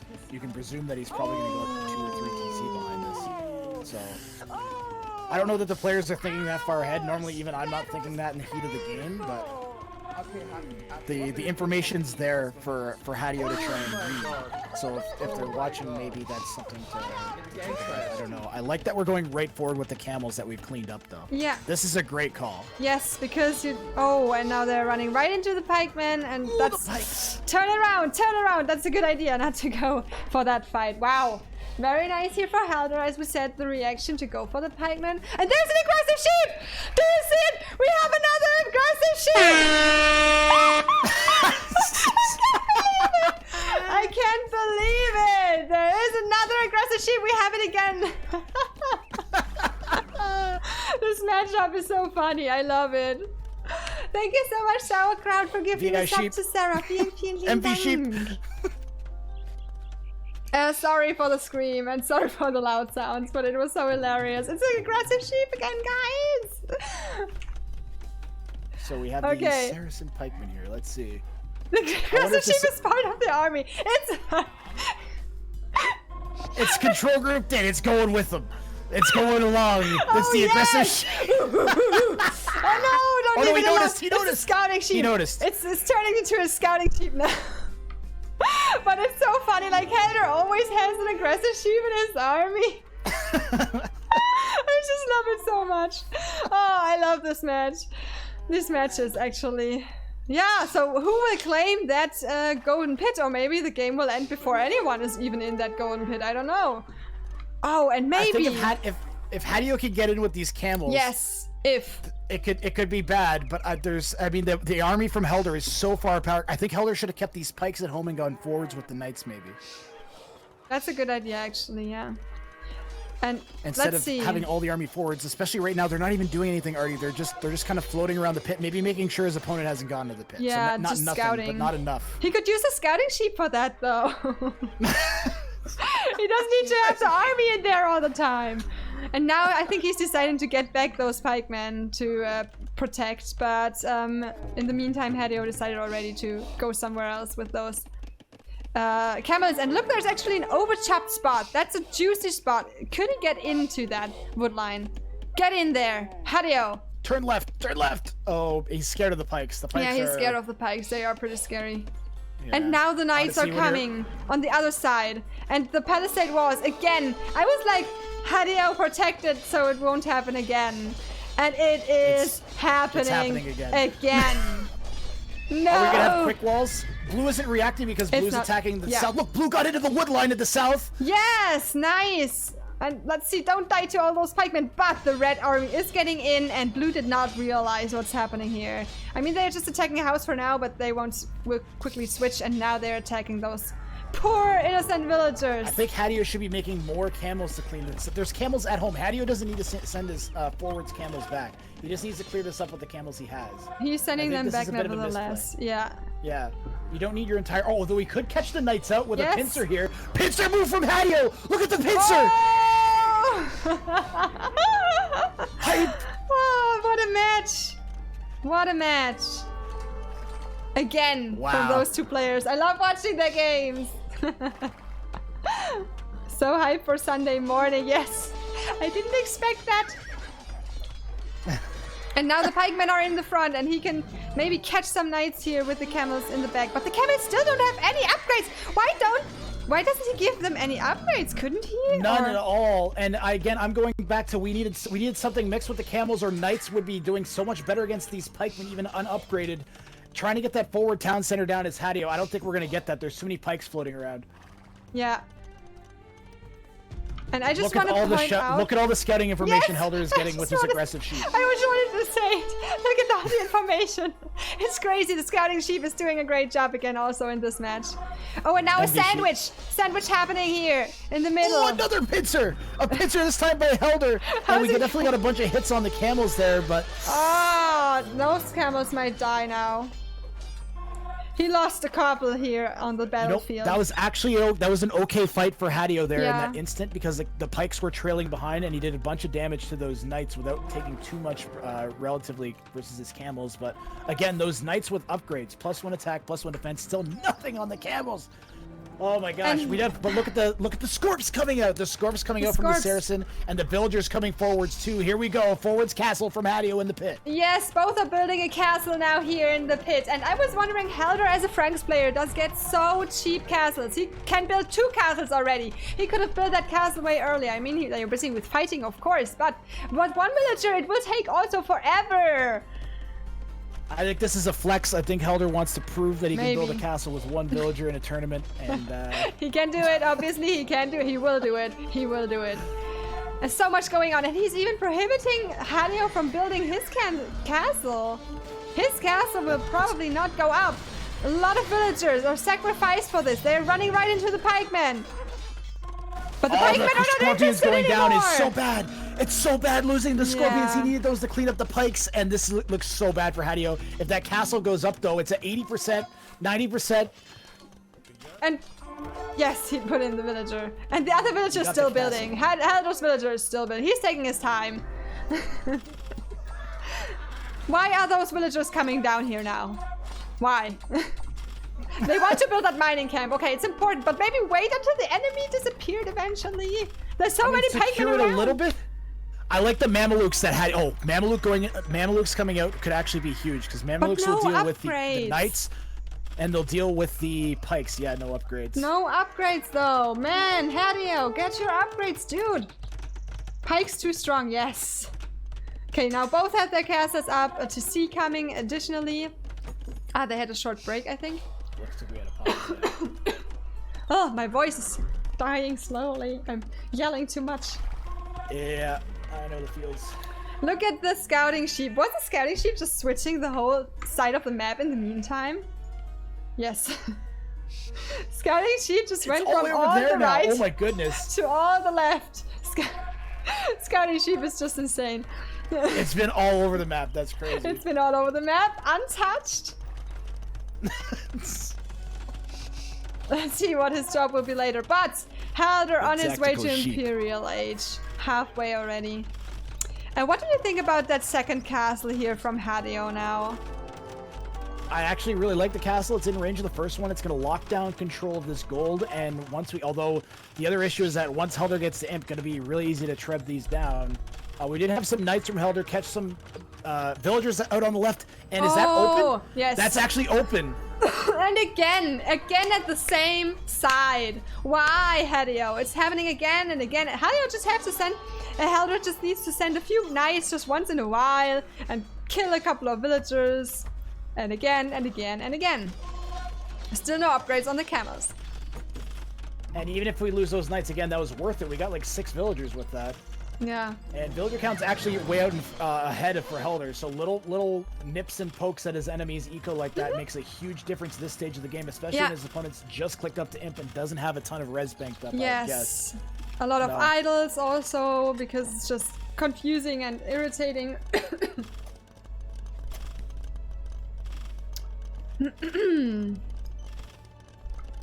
The points are already differing in the favor of Helder. Yes, that's a pretty. I don't think that it's not a 1300. What is that? 2400 score difference. Helder, who is the underdog in this matchup for sure, is putting a show on here. I like Yeah. that the trebs are coming out. Is that treb actually going to get bonus damage on that castle? It is. Is It's it on the a little hill? bit. It is on a hill. It's getting the hill bonus. That's massive. That's going to take this. And Hadeo really needs these castles too. Yes. The next if he gets another castle out, it needs to be defensive to make sure he can keep getting the Mamelukes out, because that's actually going to counter all of Helder's army if he can get enough of them out. Like, Mamelukes will eat knights, they'll eat pikemen. So I'm interested to see if Hadeo can get enough out before he loses his castle. But he was able here to sneak that trap out, but there's another one already, but maybe the time will be enough to repair the castle, but one villager won't do the job here. And now the pressure's on again. He needs more villagers if he wants to repair that castle. Crossbows with someone in your chat's like, why not mix in crossbows with the camels? I'm actually inclined Hi to agree Toby, with welcome that. to everyone who's Crossbows just make a tuning lot in. of sense. You're the Saracens, you get bonus damage versus buildings with your crossbows, 1 per age anyways. So I think it does make sense. But the flip side is Mamelukes. We already have bloodlines. We have I believe they get an armor upgrade as well. So we have fairly upgraded Mamelukes. Actually, no, we don't. I take it all back. We have no upgrades. They're at no all. What is a upgrade. I blacksmith? was like, what the hell are they talking about? Are we seeing different Mamelukes? I'm assuming the player is blacksmith. All right, I'm not sorry. No Hadeo, worries. get a blacksmith. Where is your blacksmith? Yeah, does he not Why is have it not one, working? or what is He this? has one. He's just not using it. He's oh, just the not using it. Why, Mamelukes are doing Hadeo? damage to the knights still. Does he need ballistics actually also for those? Ah, now he has an upgrade. He's starting with upgrades now. It There we took go, him got the just armor. a long time. Armor is really important. And he's not repairing the castle anymore, and it just goes down now.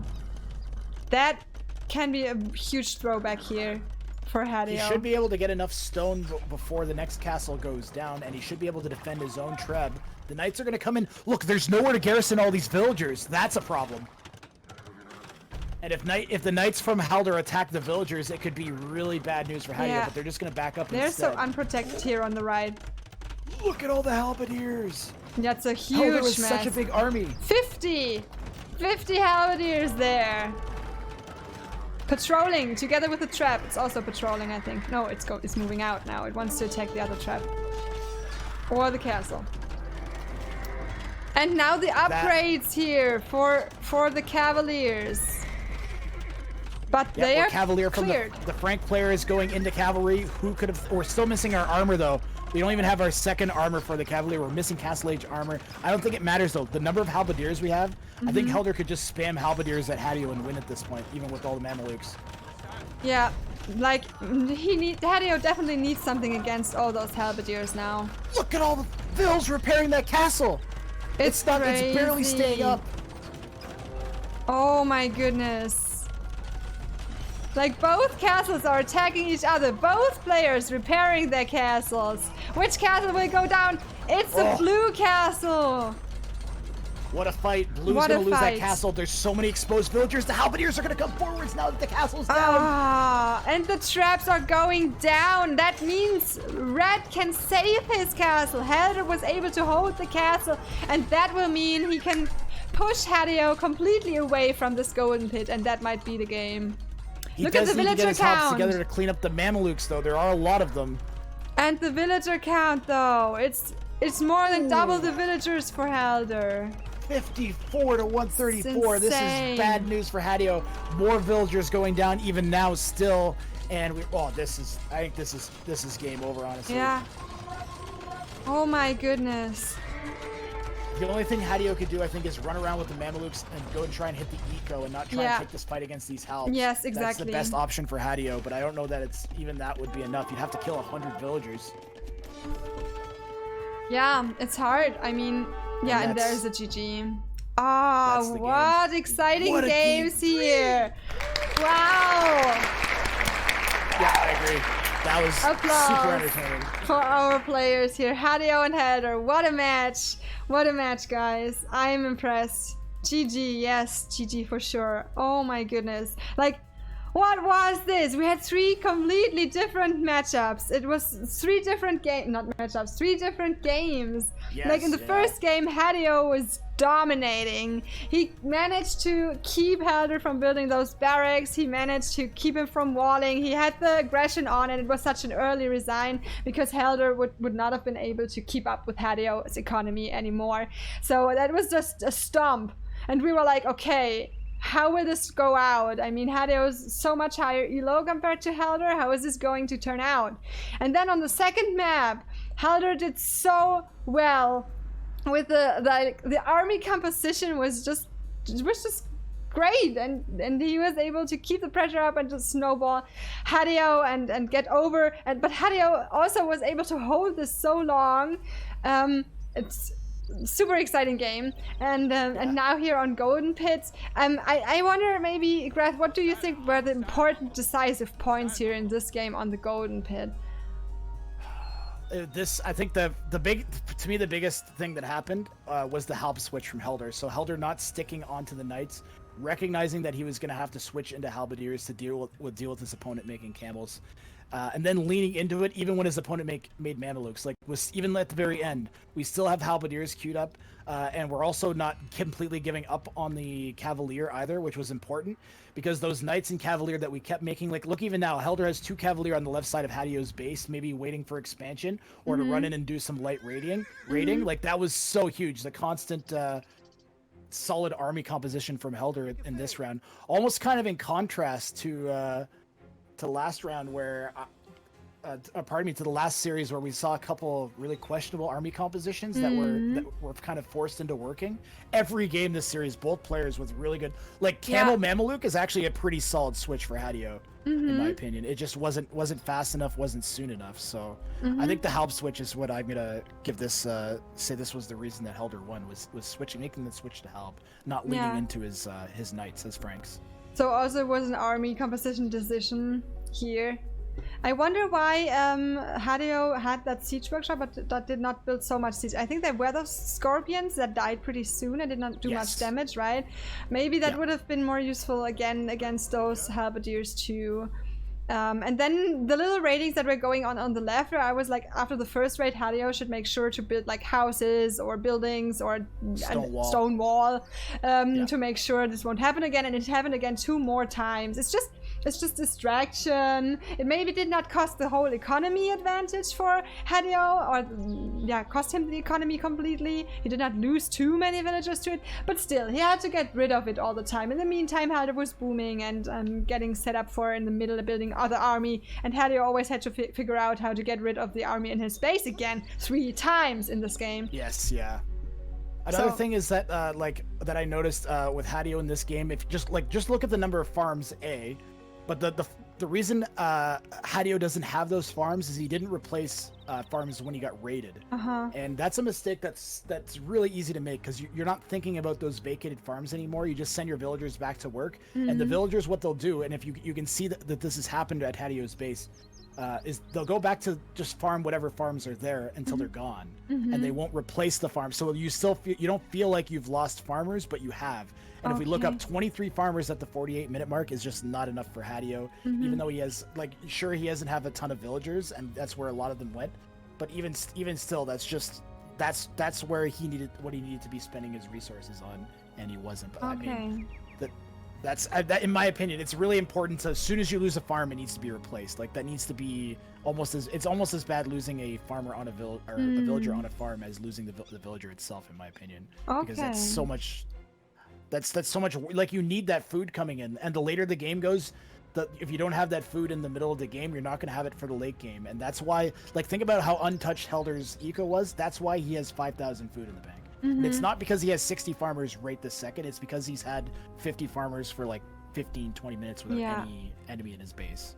Yeah, that's true. I mean, there was one little raid here at the wood line on the north of the base from Helder, but I think he could, with all those camels running around all the time, he could just send some more raiding in between and do some more damage in the eco of his opponent. He was happily booming all the time. Yeah, but still, I mean, also just have to say, I mean, Helder had the scouting sheep. He was using it. Aggressive sheep maybe was a decisive factor here too. Yeah, so Helder won this matchup, and Helder is in the quarterfinals, guys. So congrats for Helder. But still well played, both Congratulations. players. They both did great moves, both had their times to shine, and I think, yeah, I mean, Hadeo is already a higher elo, he is already 1,200, and I think also Haldor has the potential to go up there easily, so. One thing I'll just remind everybody that Hadeo did that was awesome from this game was the pincer move with the camels. That was awesome. Yes.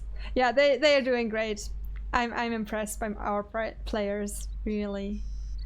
Okay, Absolutely. yeah. Grath, I think those were the matchups for today, right? Yeah, yes they were. Thank you so much for having me on, Artemis. This was so much fun. Like, Yes, I enjoyed this agree. so much. I was crying tears from laughing with the aggressive sheep. It's just so...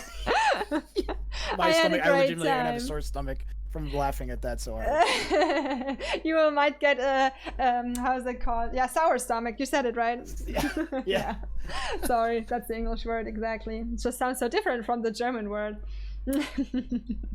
Sandwich attack is better than pincer move. I said it's sandwich attack. Yeah, they're getting sandwiched. I'm going to have sore abs tomorrow. Oh yes, I will indeed, Ambassador. And you know why? Because I gotta do some ab workout today. But the laughing was maybe a good warm-up. That's true. Grath, thank you so much for casting this with me today. Absolutely, thank you, Artemis. I hope sometime I'll be able to have you on to do some of the viewer show matches that I do on my channel. But if not, I know you're busy, and I look forward to getting. I'm sure at some point we'll get to cast something together again. So thank you so much. Yeah, I would look forward to that. That would be amazing. Okay. Cheers, Grath. and thanks again. Yeah, have a good one, and thank you so much. Bye bye, Grath. Bye bye. Get him the horn. Give him the horn as a goodbye sound. That's perfectly fitting.